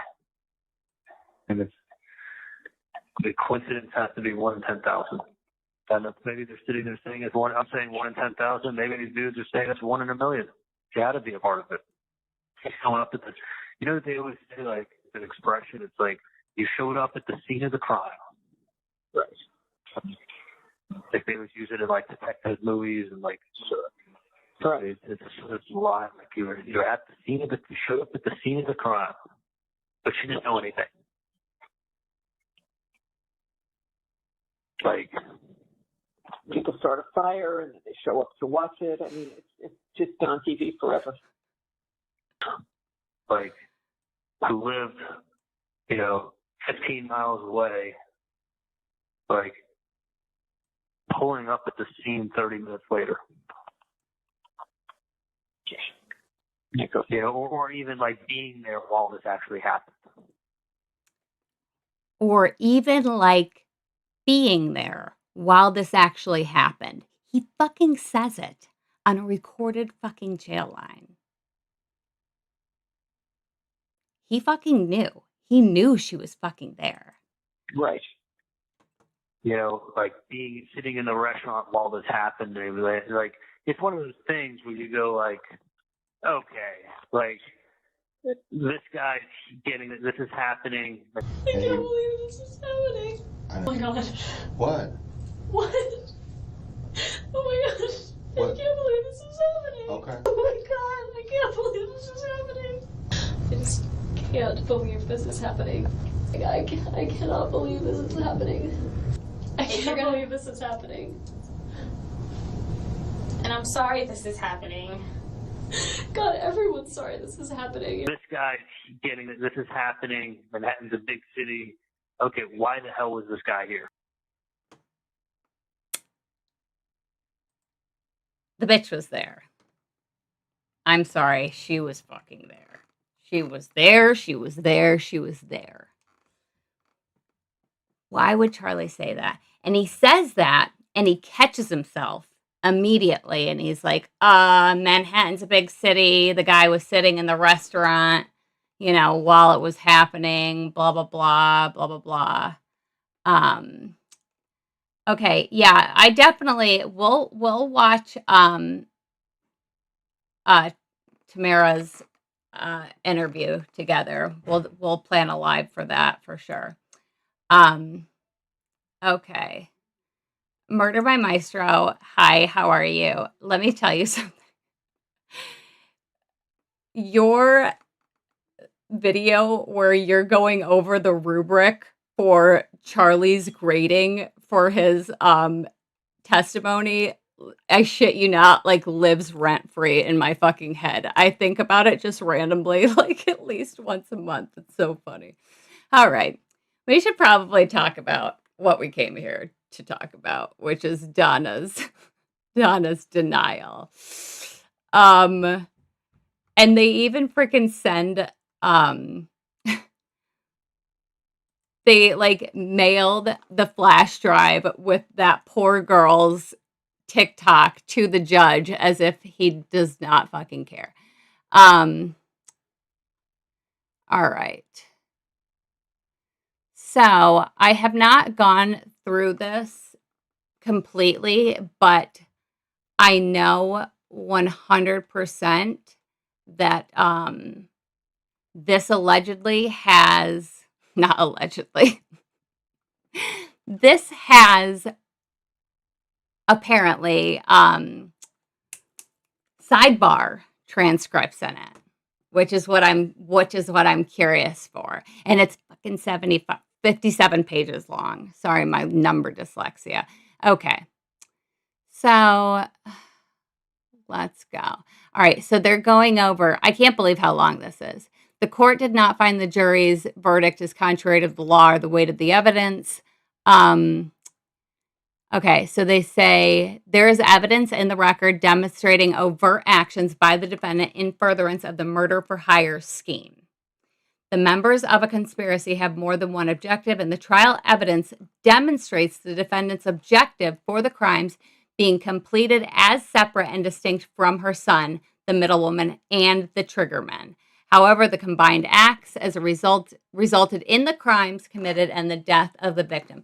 You know, maybe if Charlie had just done a quick Google search of what constitutes first-degree murder in the state of Florida, they would have rethought this because this was absolutely insane.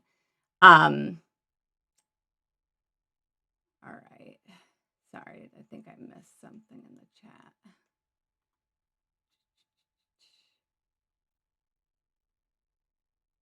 Jackie, what did you say? Oh yeah, the vet and the dentist. I know people were annoyed by them, but I think they're kind of cute. But yeah, and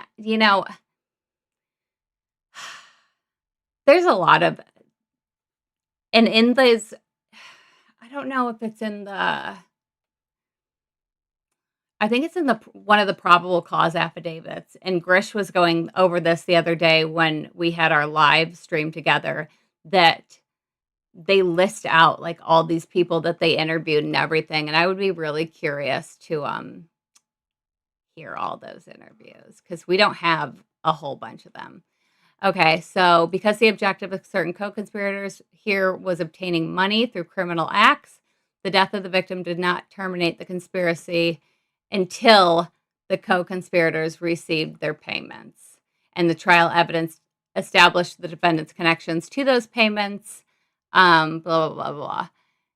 So, yeah, and this is another thing. They were like all pissed off that they, freaking Everett wasn't allowing the entirety of the 2014 and 2023 planners. Yeah, yes. And, oh, no problem, Lily. Thank you for being here.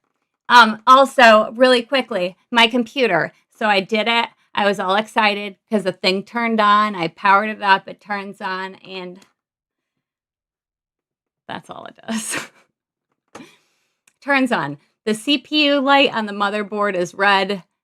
I need to unscrew the cooling thing from the CPU and see what I did wrong there because obviously I fucked something up. But I'm like the type of person, like I like to do everything myself, but I'm also like super irritated if I don't get shit right like the first time I do it. So if I have like one hiccup, I'm like, forget it. I'm never looking at this again. But I was trying to troubleshoot it with ChatGPT last night.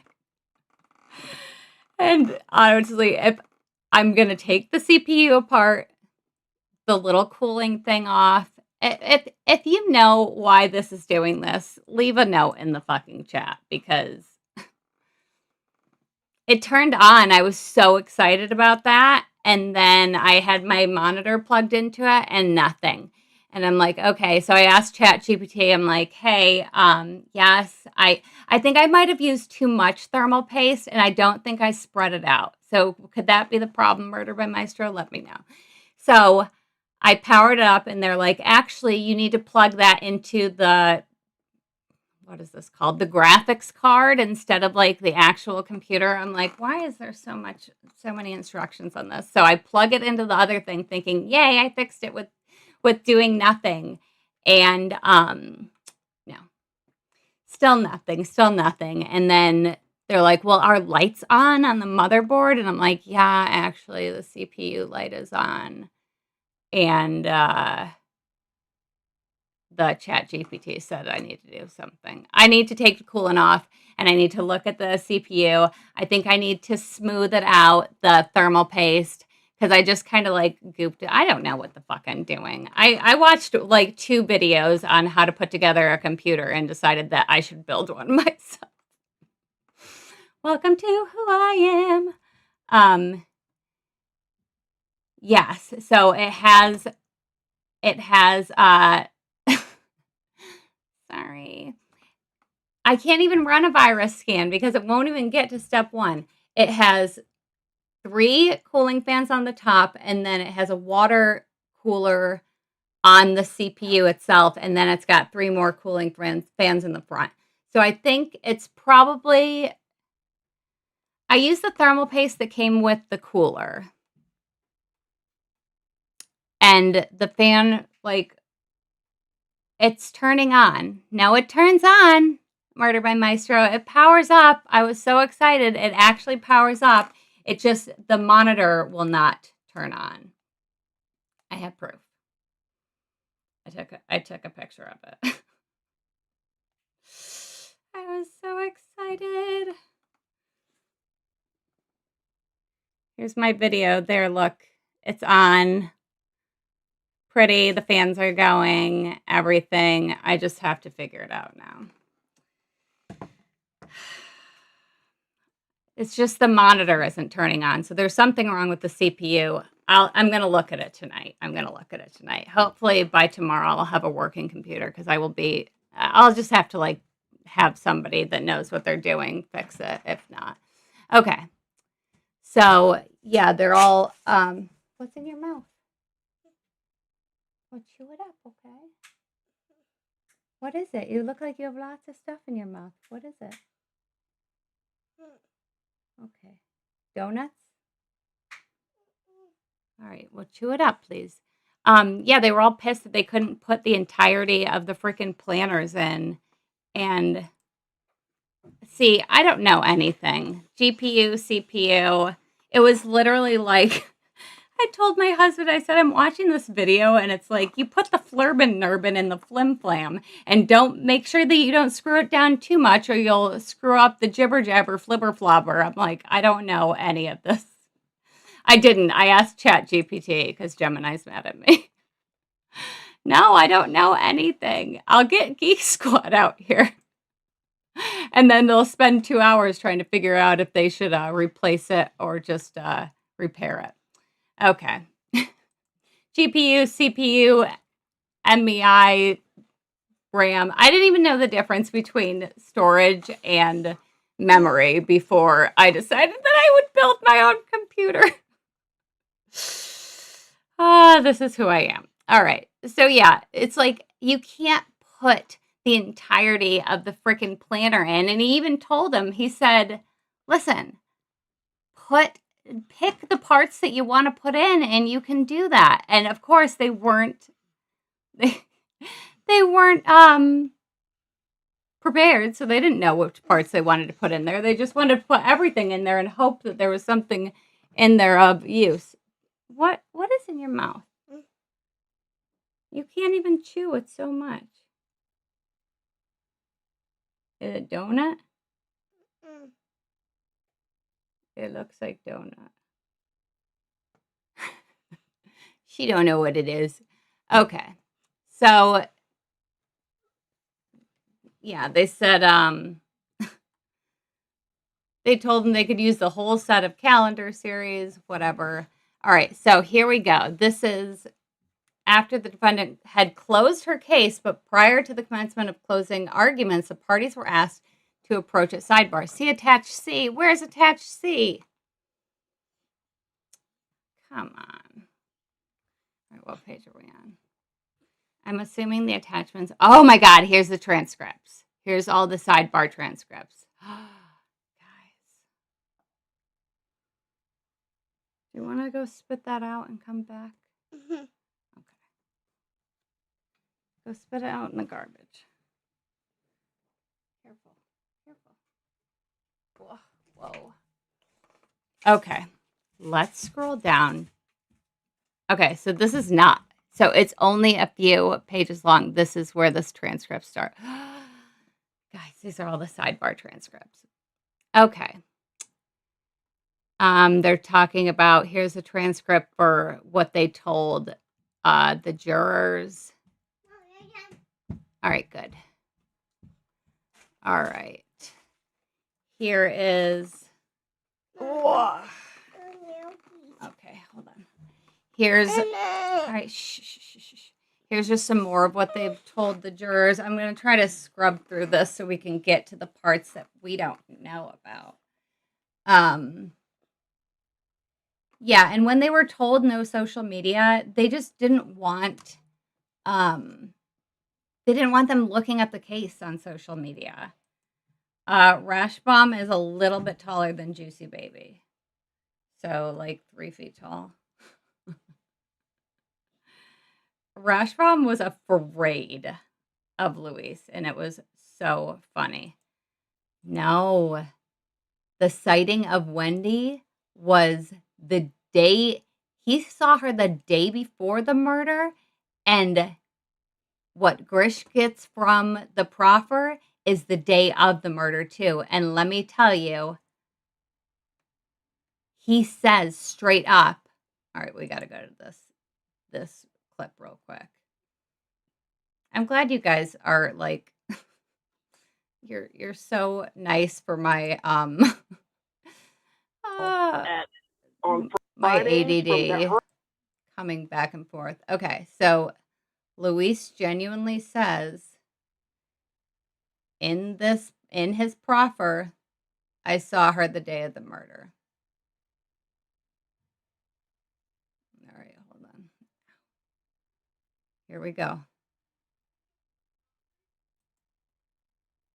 Before we dump that gun or after we done the gun, but show 100%. He called and said, "Hey, it's done already."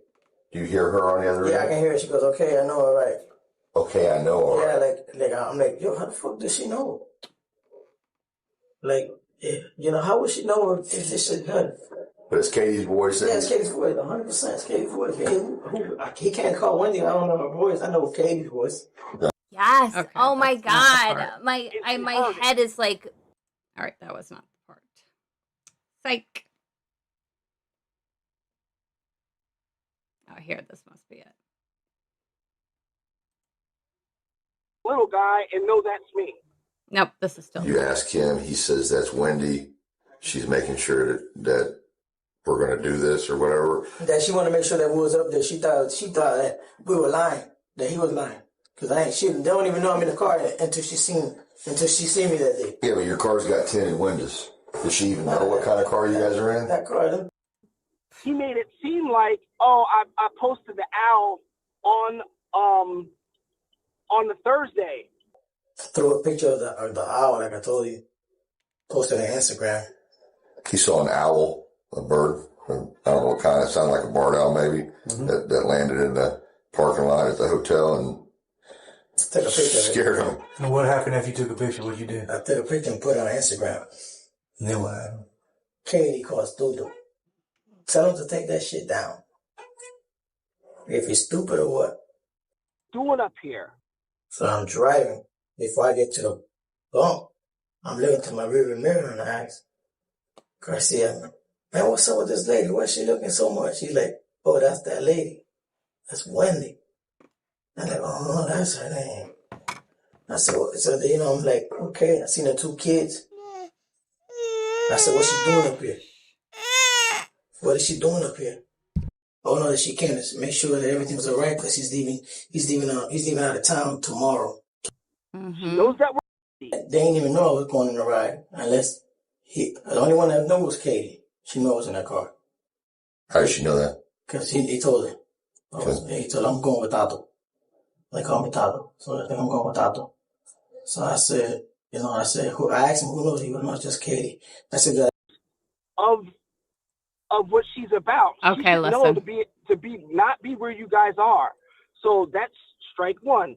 So then the next day, he literally says it is proper. He's like, and then on the day of the murder is when I seen Wendy. They didn't even know I was going in the ride unless the only one that knew was Katie. She knows I was in that car. How does she know that? Because he told her. He told her, I'm going with Tato. They call me Tato. So I think I'm going with Tato. So I said, I asked him who knows. He goes, no, it's just Katie. I said, that lady knows I'm in the car. He's like, nobody knows, just Katie. But in my instance, I didn't trust him that day. I'm like, somebody else got to know. Because if you told Katie had to tell that lady. Because, that day of the murder, when I seen Wendy, that's when I... The day of the murder, when I seen Wendy. Guys.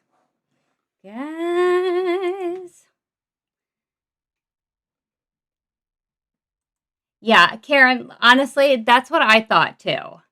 But this made so much sense to me.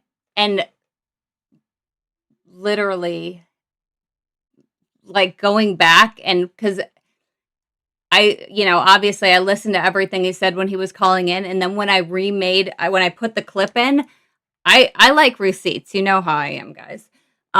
So I found the clips that he was talking about in Luis's proffer in, everywhere where they were. So it's a little, okay, I'll play it again.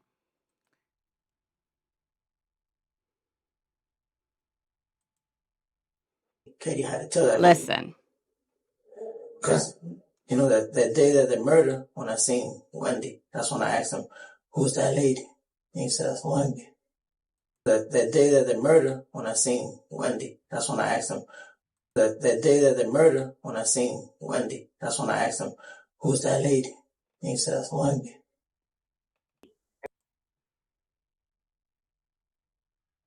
The day of the murder, when I seen that lady and I asked him, who is that? And in case you don't know, Sigfredo gets drunk on toilet wine after he's arrested, and he tells two men that he is in the pod or whatever with, that Donna prepaid two other hitmen to kill Dan $50,000, and they didn't do it. You know why? Because she prepaid them the fucking money.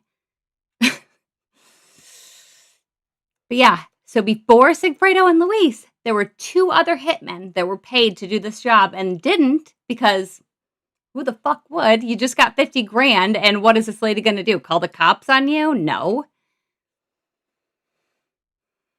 I cannot. Okay. So here we go. Here is where they come.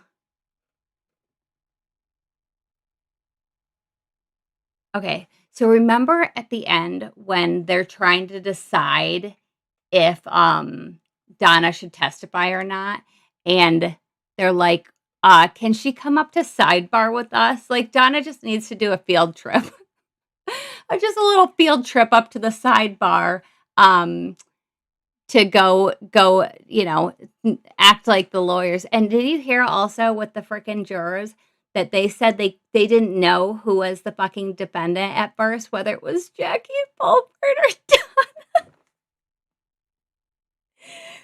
After all the jokes that we made about how much they looked alike, the fact that the fucking jury didn't know who was who, all the jokes that we made about Donna being like, maybe they'll take Jackie back to jail by accident, that fucking kills me. All right. So Tallygal says, doesn't Grish's theory that Wendy and Sigfredo tested Katie and then kept her out of the loop as to the money conflict with the theory that Katie and Wendy were close friends? So I think once Sigfredo got up here, Wendy and Sigfredo were talking 100%. But I think after the June trip didn't fucking happen, I'm sure Charlie didn't want to fucking be in the ins and outs of all this. Wendy probably felt his irritation, and maybe he wasn't getting information back to her fast enough. But Grish also says she went first to Katie without Charlie knowing, and then she went to Sigfredo without Katie knowing. So I think she talked to both of them. I don't think they were close friends specifically, but I think they were talking independent of Charlie. I don't think Charlie was, doing all the in-between stuff. I think that she was talking to her directly based on really more than anything, based on the fact that Georgia has asked Wendy in every single trial, did you talk to Katie McBanois through WhatsApp? Did you talk to her the day of the murder? I think 100% she did, and I think they had that information. And the fact that WhatsApp wasn't even fucking encrypted means that if Wendy was talking to Donna and Charlie via WhatsApp, Charlie and Donna did not have burner phones, in my opinion. But if Wendy did, and Wendy was using WhatsApp to call them, or not to call them, but to text them, and WhatsApp had voice messages too, which they probably thought were completely like untraceable, that they, you know, they disappeared, whatever. Because you could do just like short little voice messages back and forth. They could have gotten the information for Wendy's burner phone WhatsApp account straight from WhatsApp to subpoena WhatsApp specifically for the information and wouldn't have even needed her fucking handset. They had that information, 100%. Georgia would not be asking all these questions if they didn't 100% have the WhatsApp information. Okay, back to this. I appreciate you guys loving my ADD. Okay. Yep. And I'm sorry, but I don't think for a second that Wendy is the type of person. Wendy cares about her appearance so much. I mean, granted, not the back of her appearance, but the front. I don't see her going out to lunch with 2 other women and not putting any makeup on, not being dressed in something decent. Like I fully believe, like this is my theory, that she wanted to go to Dan's house. They had plans to talk that day. Okay, they had made plans to talk. Wendy texts him at what? Fucking like a little before, or no, at like 11:42 or something. She either calls him or texts him to see what's going on. I think 100% when she drove up to the crime scene the second time, she was expecting nobody to be there and she was hoping to find Dan. Because then she would be equal parts victim and hero. She would get the, extra victim, sympathy for finding him. And then, oh my God, and you called 911. And then like, look at what, I couldn't have killed him because I'm the one who found him and I'm the one that made sure he got to the hospital. Like, that's why she was so concerned with how he got to the hospital, what everybody know, how people were finding out. She's talking to the, Sarah, the victim advocate, and she's like, so-and-so, like, how did they know? How does Tracy know? It's like as if Sarah knows how the fuck Tracy knows. She's like, oh, they were talking on Facebook. Like, she's so preoccupied with how people are getting this information. It's insane. Yes, thank you, Denise. 11:42. 11:42. She calls Dan. What a fucking bitch. Okay. So, okay, so this is what Everett says. In researching some matters last night in anticipation of moving into closing today, I did want to confirm with the defense that the defendant is not asking to testify. Mr. Zellman says, we talked to her for a somewhat lengthy period of time last night over the phone while we were preparing. She informed Ms. Fulfer and my paralegal they had taken her off a speakerphone at that point, that she felt secure in her decision. If Your Honor would like to have Mrs. ADelson come to the bench, I can have her. And he's like, fine, just fucking bring her over. So he says, Mrs. ADelson, before we move into instruction on the law and the closing arguments this morning, I once again want to confirm that you are firm in your decision not to testify. Yes, I am. You're absolutely firm about this decision. Yes, I am. Is there anything further that you need to speak with your 2 attorneys about for a minute? Well, I would like to speak to them if I could. And then as to this particular decision or some other matter, as to this decision, okay, I'll give you a few more moments. He literally freaking gave her so much time. The fact that they were like, oh, we didn't have enough time to decide. Like, she was supposed to be tried last September. Don't fucking give me that Donna didn't fucking have enough time to decide whether she wanted to fucking testify or not. She was supposed to already be in fucking prison by now. Come on. All right. Yesterday when the court made reference to contempt, this concern has continued to occur and not Also, not returning from the conferrals, we need to resume court. If you need to speak to your attorneys now concerning whether you wish to testify, I will allow you to do so. I'm going to give you 10 minutes, and when 10 minutes is up, we're going to move on. Georgia says, Judge, is your intent to go right into instructions and closing at the conclusion of that 10 minutes? And he says that would be my intent. So this is the day of the closing. So Donna, and somebody had mentioned this.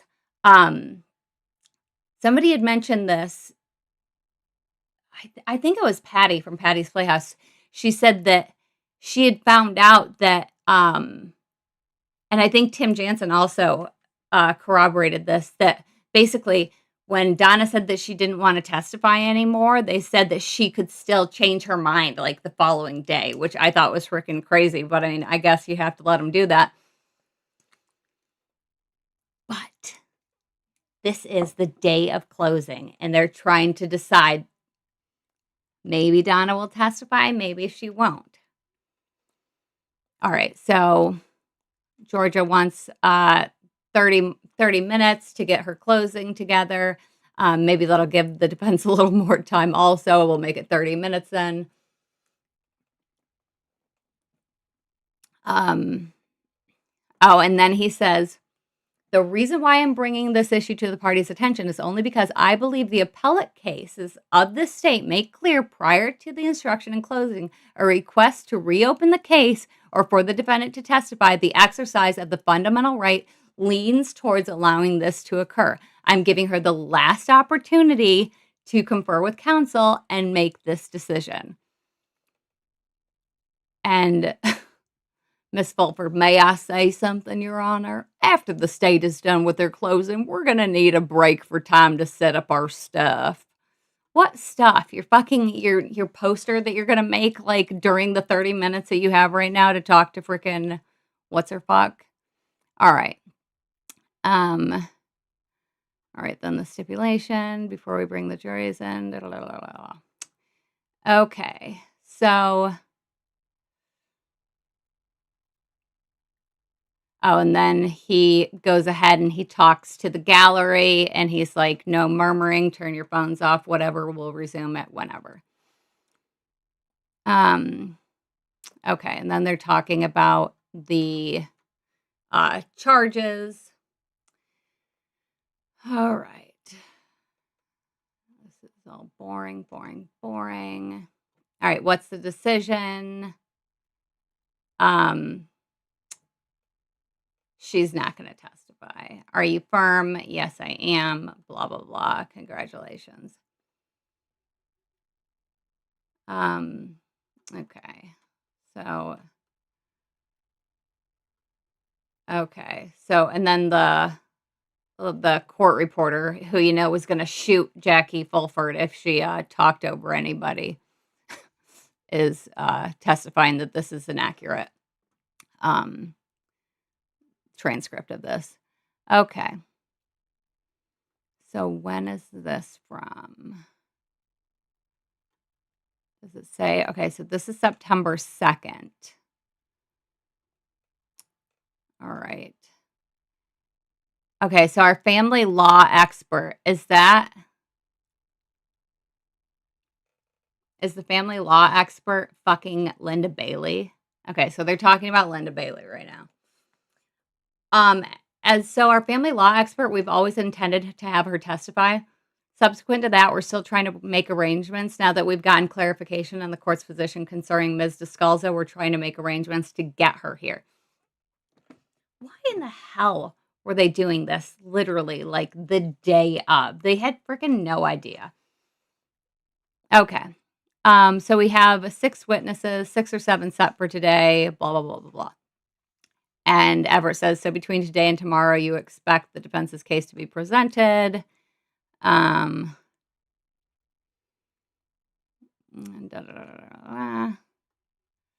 right, so they're just talking about this. Okay, and then they're talking again about Donna testifying.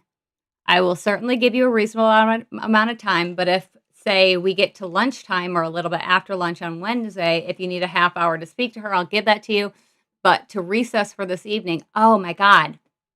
I think this was the day that, was this the day that they closed early or the day after? He says, there's been an opportunity to go over this topic for nearly 2 years. You met with her on Saturday as well concerning trial strategy. Yes, Saturday and Sunday. Okay, well, I'll give you some more time. Like, still, can you freaking, I mean, come on. Like, how, I can't even. All right, so this is when, oh my God, yes. This is when they killed court early on this day. They stopped at like 2:44, I think. All right. Da, da, da, da.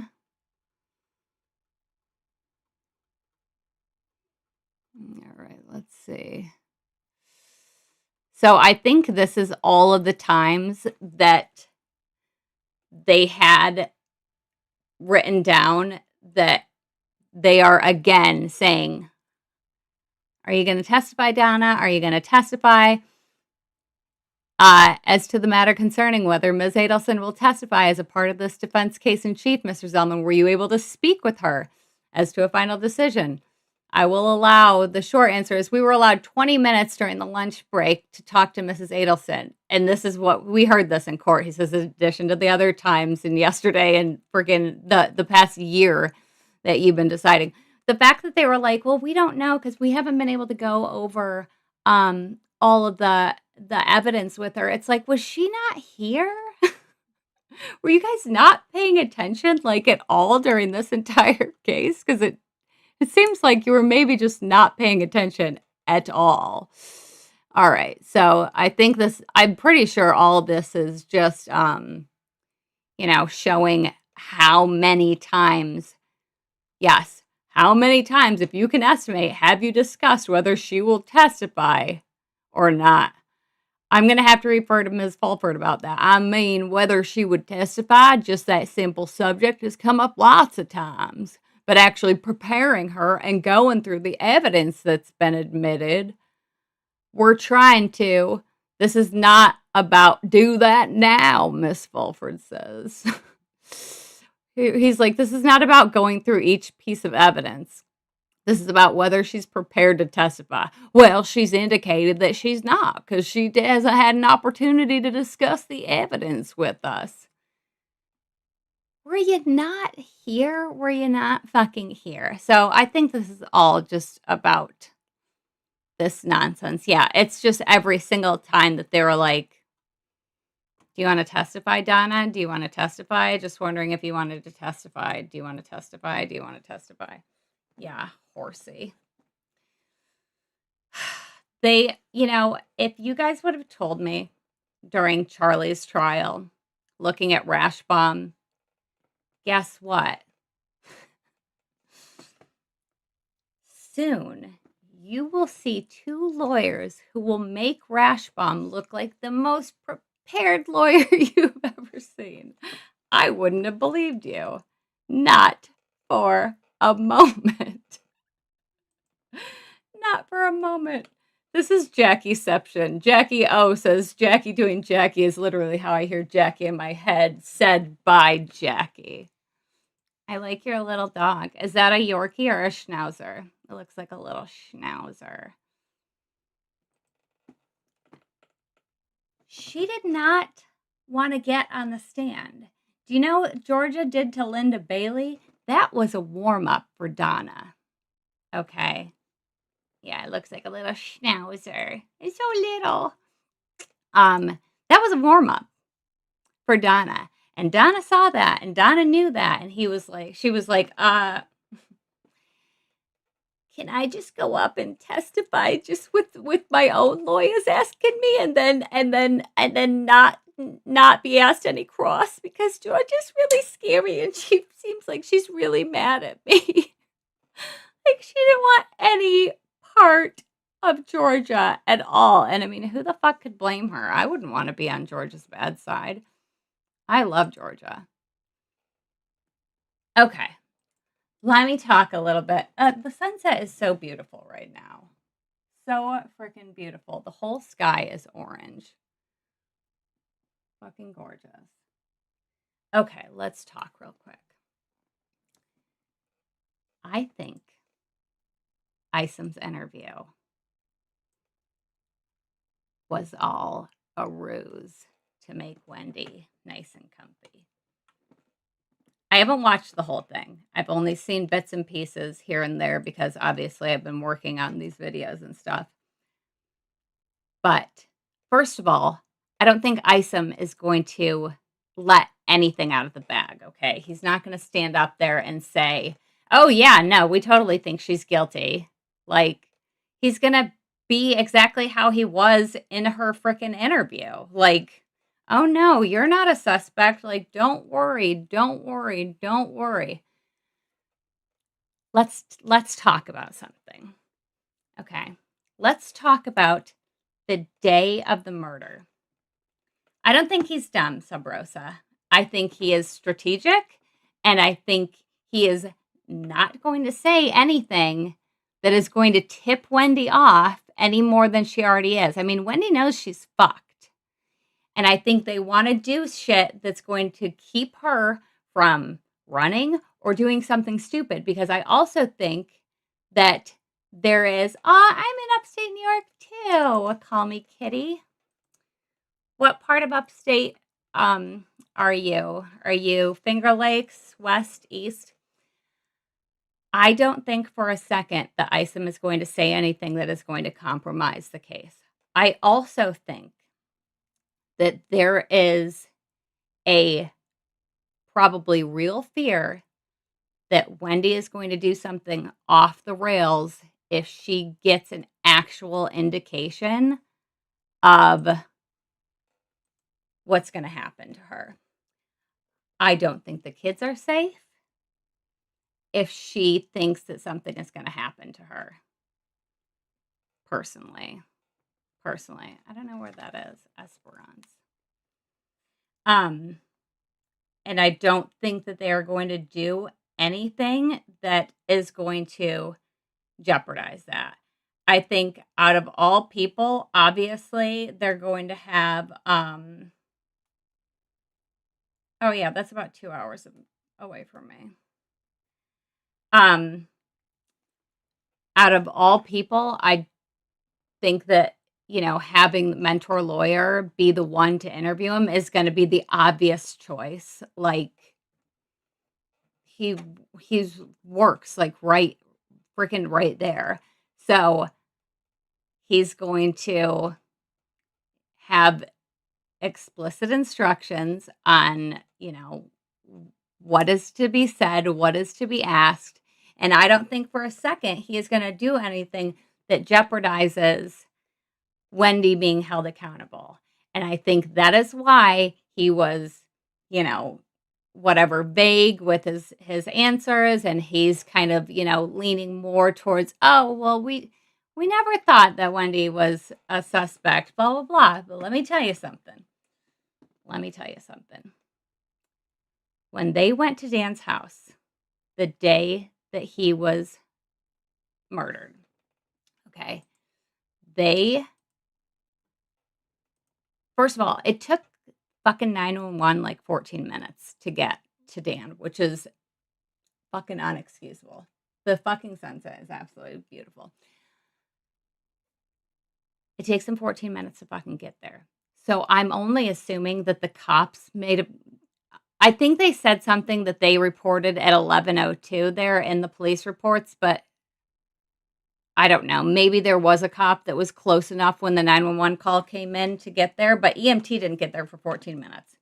So when they got to the scene, they had Wendy's name was on the house, so they knew about her right away. They pulled the divorce records immediately. Okay, they found out what a contentious divorce this was. And Wendy even fucking says in the most recent trial, in Donna's trial, Georgia asked her, was this a contentious divorce? And she says, yes. Like, she says it straight out. The fact that the friggin' defense is going to bring in there to, like, you know, somebody to counteract that is ridiculous. So, they see that Wendy's, 19 minutes, just horrific. that's not enough fucking money for that fucking mistake. And it's not like listening back to the 911 call, it's not like it's vague. It's not like he's literally saying, like, I think he got shot or something. Like, he's sitting in his car. He's freaking covered in blood. Like, there's freaking glass everywhere. It looks like he got shot. And there was 2 911 calls that came in about it. Because the guy that Dan was on the phone with also fucking called 911. This fucking light is starting to bother my eyes now that we're not getting sun. Sorry, I didn't mean to put myself in the dark there. So there's 2 fucking calls that come in about the same fucking thing. The guy that Dan's talking to calls, and Mr. Geiger calls. And Mr. Geiger's on the phone with them the whole freaking time. Like, fucking horrific. I don't know, Thunder Snow, if that 911 call has been released because that guy has not testified in any of the trials, so I'm not sure. I haven't heard it either, but his police interview is hold on, I can probably find the exact thing because I know I have that saved somewhere. So they get there, they find out that they've gone through a divorce. Mr. Geiger also tells them, like, hey, blah, blah, blah, they've gone through this divorce.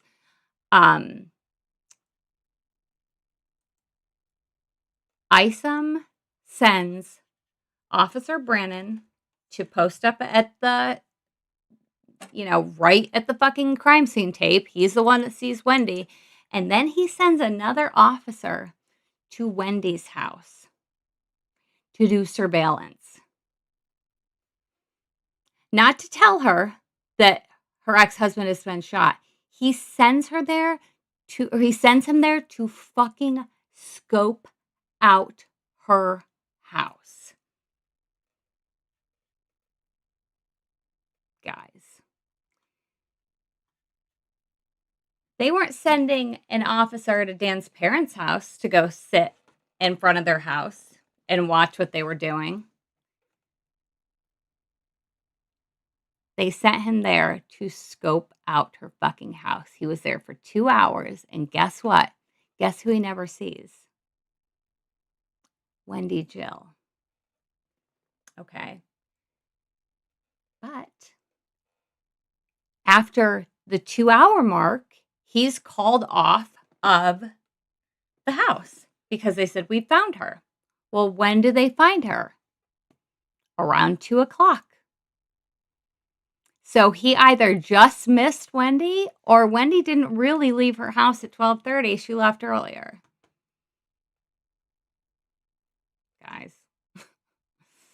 I don't know. Okay, let me go ahead and find and we did. No. No, I said. From the very beginning. No, I said again. I didn't mean to press play all. Okay.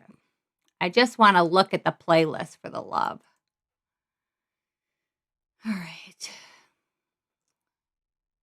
I'll tell you the name of the channel and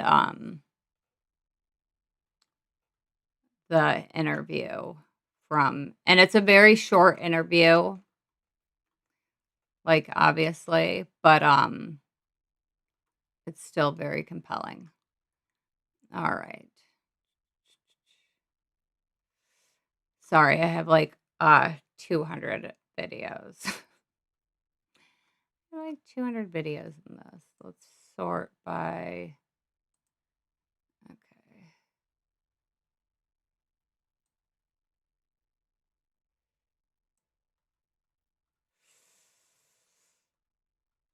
I appreciate you being with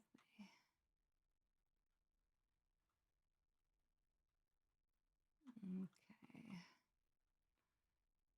Dr. G. Somebody's probably already written it in the chat.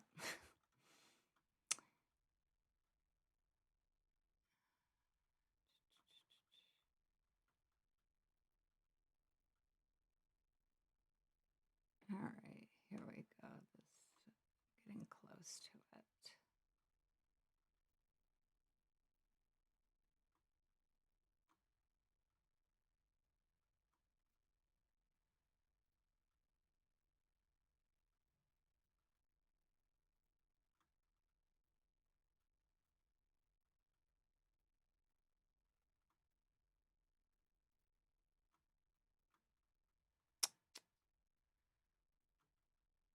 But the guy that he was on the phone with was...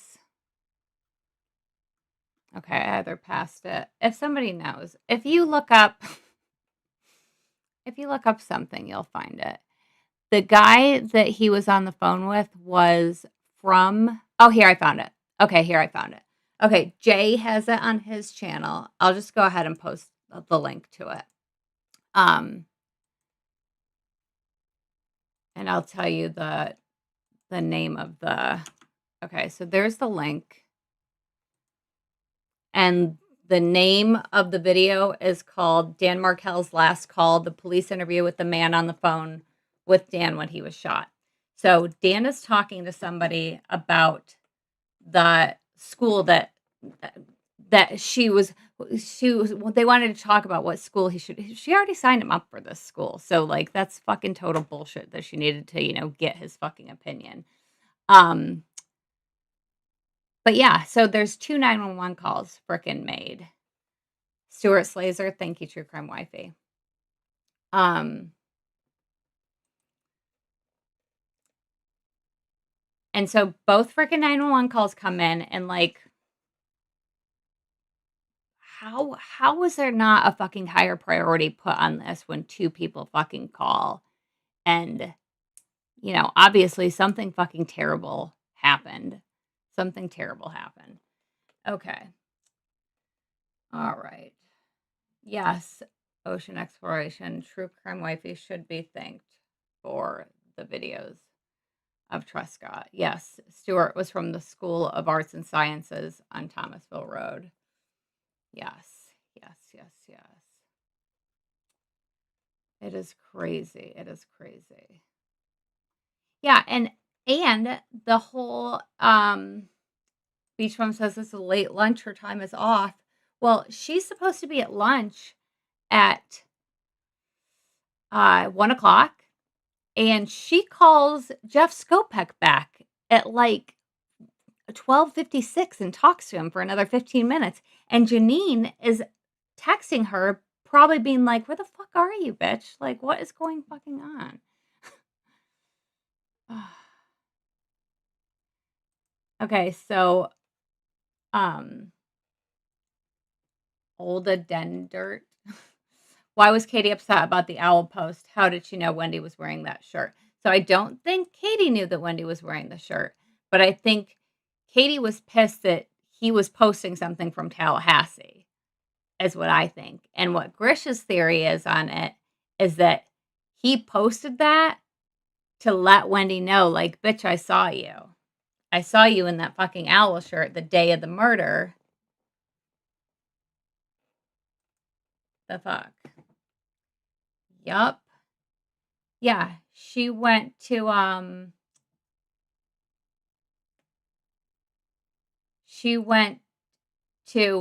her house right afterwards. But do you know that she told the boys fucking that night? Before Dan was even fucking dead? She told the boys that night. She calls up, and this is in Sarah Youssef's deposition. She calls up Sarah Youssef, and she says, I just had to do she says, like, Dan has been shot, and they don't think he's going to make it. And then she says, and I just had to do the hardest thing, telling my boys they don't have a father anymore. She was at the fucking police station till almost 8 o'clock. Okay. Yes, Janine and Jane are different people. Janine is who she went to lunch with. She was to lunch with Janine and Ritu. And then Jane was at the police station. Jane was the one that was like coddling and snuggling Wendy. And yes, I am a true crime junkie. I've been watching... I literally watched the frickin' Menendez trial as it happened in like fucking 1993 when Court TV was like a brand new channel. So yes. Okay, so Ring footage we are not going to see. Ring cameras didn't come out in 2018, but let me tell you what they almost definitely do have is fucking bus cam footage. Not only that, but True Crime Wifey says that there's frickin' on the I'm assuming that it's on the lights, True Crime Wifey, that there's scanners for the license tags. She is evil. That is fucked up. That is fucking terrible. So right before bed, you're gonna fucking tell your kids you're not even like they're not even at their own house. Like you're at a fucking like granted I get Lynn and Alan weren't strangers. Oh yeah, I love unsolved mysteries. I like geeked out when they first got on fucking Amazon for like the first time. I love unsolved mysteries, but I'm also the type of fucking ADD where I hyper focus on one thing and I genuinely can't fucking think about anything else. Yeah, she had the conversation with the boys about God the day before Lee. Yeah. Oh, we just talked about God yesterday. And Lincoln was like, God is dead. He's like Nietzsche, my little tiny Nietzsche. Okay, so True Crime Wifey says, license plate readers were installed between January 13th and 14th of 2009. Additional funding all across Tallahassee for 5 to 7 years. They were also placed on 7 law enforcement vehicles. Yeah, so 100%. They have her fucking whereabouts. Even if she was on a burner, even if she thinks they were getting caught. Like, who the fuck would have thought that the fucking bus had freaking bus videos?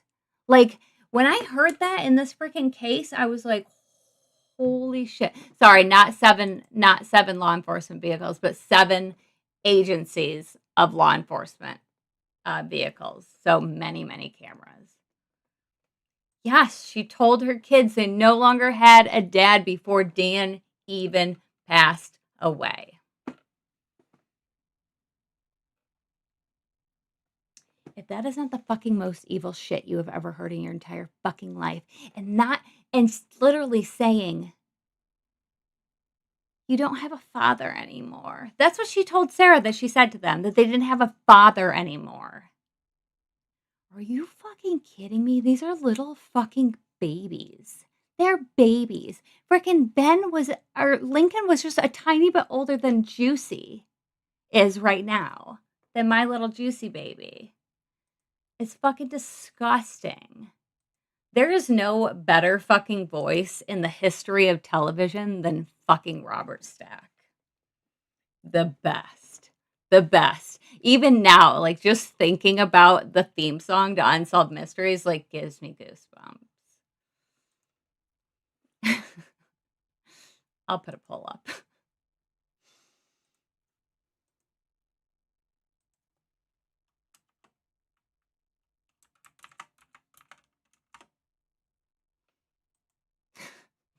The poll has been posted. Now, I get to the point where I can like only watch one thing at a time and like cannot watch not watch anything else. So for a while, like when I took my like month break off of YouTube, I don't know how I fucking got into it, but I was watching 2 things which kind of coincided with each other. I was watching shipwreck videos and fucking like cave diving disaster videos, which is both like my freaking absolute like nightmare.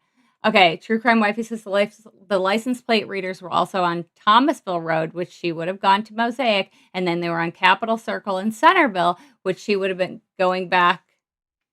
I'm sure you don't mean to Travis Scott. Probably trust Scott. You're probably doing voice to text.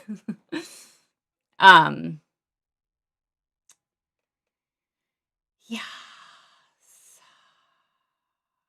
I freaking, oh my God. And like, I can't even tell you how petrified I was about, well, I didn't release videos. This is when my kid was graduating and all my kids were in town. But like when they would be like, and the killer is still on the loose in upstate New York. And I would be like shivering in my grandma's back room, being like, he's going to come to the window. Update. Right after we aired this. I'm like, when did you air this? Like, I thought I was watching a new show. They're like, right after we aired this, we apprehended the masked killer of like, I love it. I freaking love it. Yeah, I mean, I can keep up with it also. It's not that I don't have, like, the capacity to do it. I just want to watch one thing. Like, for a while, I was on this big Dance Moms, like, all I wanted to watch was Dance Moms, and then I went back and, like, rewatched all of the, old America's Next Top Model, which, oh my god, rewatch that shit. Rewatch one episode of America's Next Top Model in, like, the first couple of seasons. They're literally like, this girl's like, I'm 115 pounds. And then Janice is like, you're fat and ugly. Get the fuck out of here. It's like, what is wrong with you? It's so mean. Oh, my old makeup videos making it to the recommended feed. That's so funny. Yes. Yes, yes, yes. No, the cave diving, I can't. And every single episode was like, and then they went in the cave and they died because fucking of course you did. You're freaking underwater. Like, I can't even snorkel. Like, not being able to breathe out of my nose, like, makes me fucking panicky. Makes me panicky. Oh my gosh. Yes, I know, Faith. I'm always on my phone too, or my tablet. Faith says I only watch my telly for NBA games and occasional movies if my kids visit. Yes, Dance Mom so much.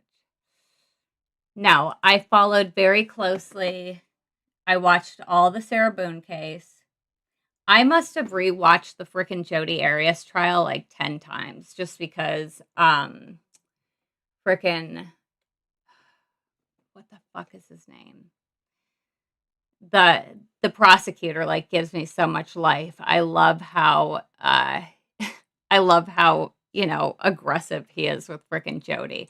And I swear to God, Wendy reminds me so much of Jodi when she answers this frickin' bullshit. Like, I can't even fucking, yes, Juan Martinez. Thank you, John. But they're a little bit different. So Wendy likes to rephrase whatever question she's being asked and answer it in a new way. Like when he's asked, did you do a police interview? And she's like, the officers spoke to me, yes. But Jodi Arias, if they were like, did you do a police interview? She would be like, well, it depends on your definition of police and interview. So I guess, yeah, Jodi Arias or Charlie would have dated Jodi Arias 100%. 100%. Yeah, I lived in Florida for a while and I really wanted to find like a megalodon shark tooth. And my husband's like, well, you can just go scuba diving off like 20 feet off the water. I'm like, I will sooner buy it from fucking eBay or Etsy than ever. I don't want to be underwater. I don't like being places where I can't get out of and that I don't have control over. And on a ship and underwater and in a fucking cave, like, who the fuck would ever want to do that? Like, I don't even understand it. Oh my God, I haven't seen that. Tally Gal says, I loved it when Sharon Osbourne threw coffee with creamer on that snarky, cruel male judge who told the 16-year-old girl that she had no talent. Simon was afraid of her, not a peep. Yes, I know he was fired for prosecutional, or I can't speak now. It's been too fucking late. Yes, I do know that. I think he was like banging his secretary or his paralegal or something. Oh, yes, and Letitia Stout. I followed that one. I watched the Shabusiness lady. Shabusiness. I mean, I've kept up with a lot of trials. I just feel like this trial specifically, I lived in Florida when this first happened. So it was huge news there. I mean, and I lived in Northport. I lived where Gabby Petito, Brian Laundrie's parents where they lived. We actually we had a construction company at the time. We built a house right on the same street that Brian Laundrie's parents lived on, like 3 houses down. Okay. By Beach Bum. So obviously it was like all over the news. Like I saw it, but then, nothing. Yes. Gabby Petito was a cashier at the Publix that we used to go to. And I remember because we were living up here when she started her little road trip, and I showed my husband, I said, "Oh my God, this girl's like doing a YouTube, she's going cross country. She's from Northport, blah, blah, blah." Crazy with that. But, yeah, no, I remember it happening, and obviously nothing happened for a long, long time, but trying to learn about all the players in this case was like so confusing to me. And it usually doesn't take me a long time to like understand stuff. Yes, I know that just came up in my in my feed that Dog the Bounty Hunter was at the Laundrie's house like 4 years ago. In my Facebook feed. But this was so confusing to me. I'm like, it took me, I watched, what the hell it's Stephanie Harlow's channel, the one that she does with Derek. I can never remember the name of their channel for some reason.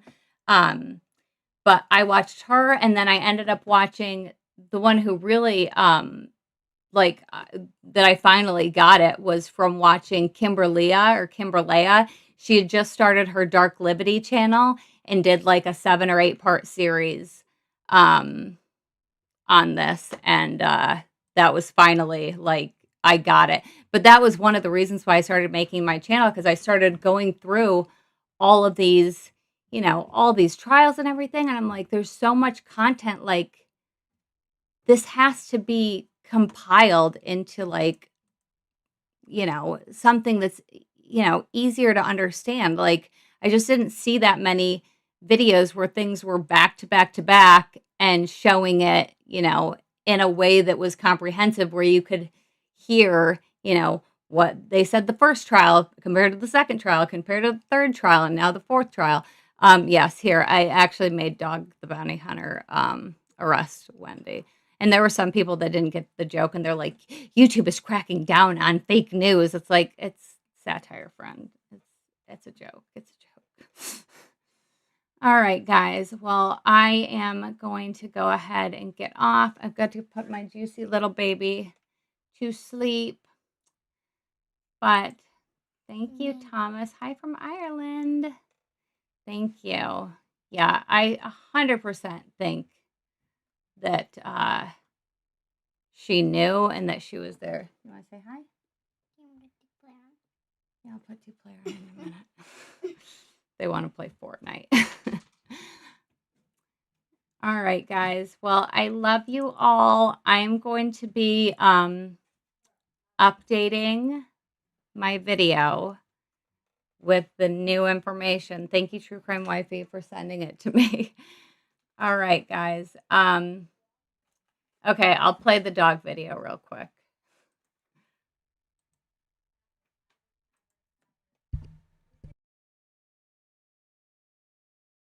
How's this for awkward? My best friend sat next to her at a bat mitzvah. He refers to her, just so you know what it's like in the community, he calls her the murderer in common conversation. He's convinced. I don't know, a lot of people, and that's not from my take on it, that's his take on it. Right. He knows I could be crazed. He just sit next to her at a bat mitzvah for 4 hours. She's cracking jokes about Danny getting his head blown off. Head blown off? Yes, cracking. And I can't remember the exact joke, but that was how he put it, at least. And he said he looked at her and said, "Wendy, that's totally inappropriate." Where was this at? So it was the Andrew Epstein's daughter's bar mitzvah. And in the morning when she was here, it was a church ceremony in the morning, the party at night. In the morning one, she sobbed through the whole thing. And whenever anybody asked her, like, what's going on, she didn't say I'm sad. She said I'm nervous, I'm anxious. Our little baby Wendy Pooh was nervous? I can't imagine what about. Could it be the intrusive visuals that at any given moment the feds would pop up from a table and take you to the ground?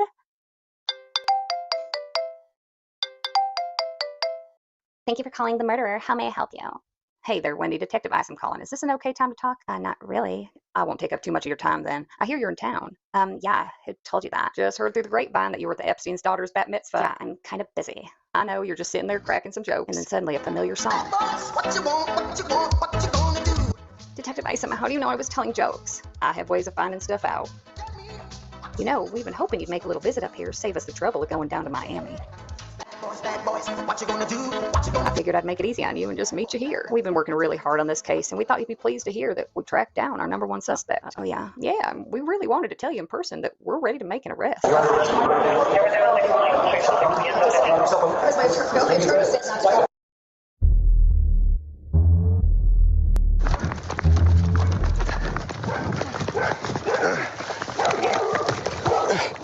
on the ground!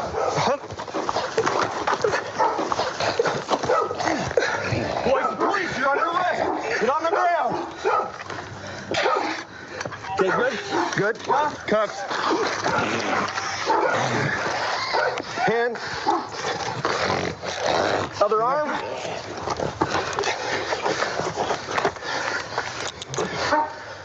You good, buddy? Hey, you good? Hey, roll him up. You good? Sit up. Just stay right there.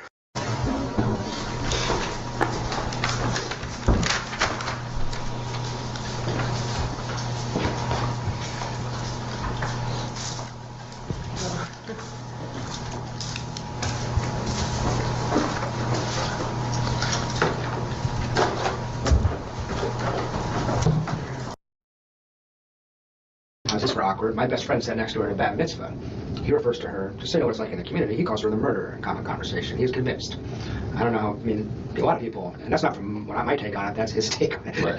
He knows I could be crazed. He had to sit next to her at a bat mitzvah for 4 hours. She's cracking jokes.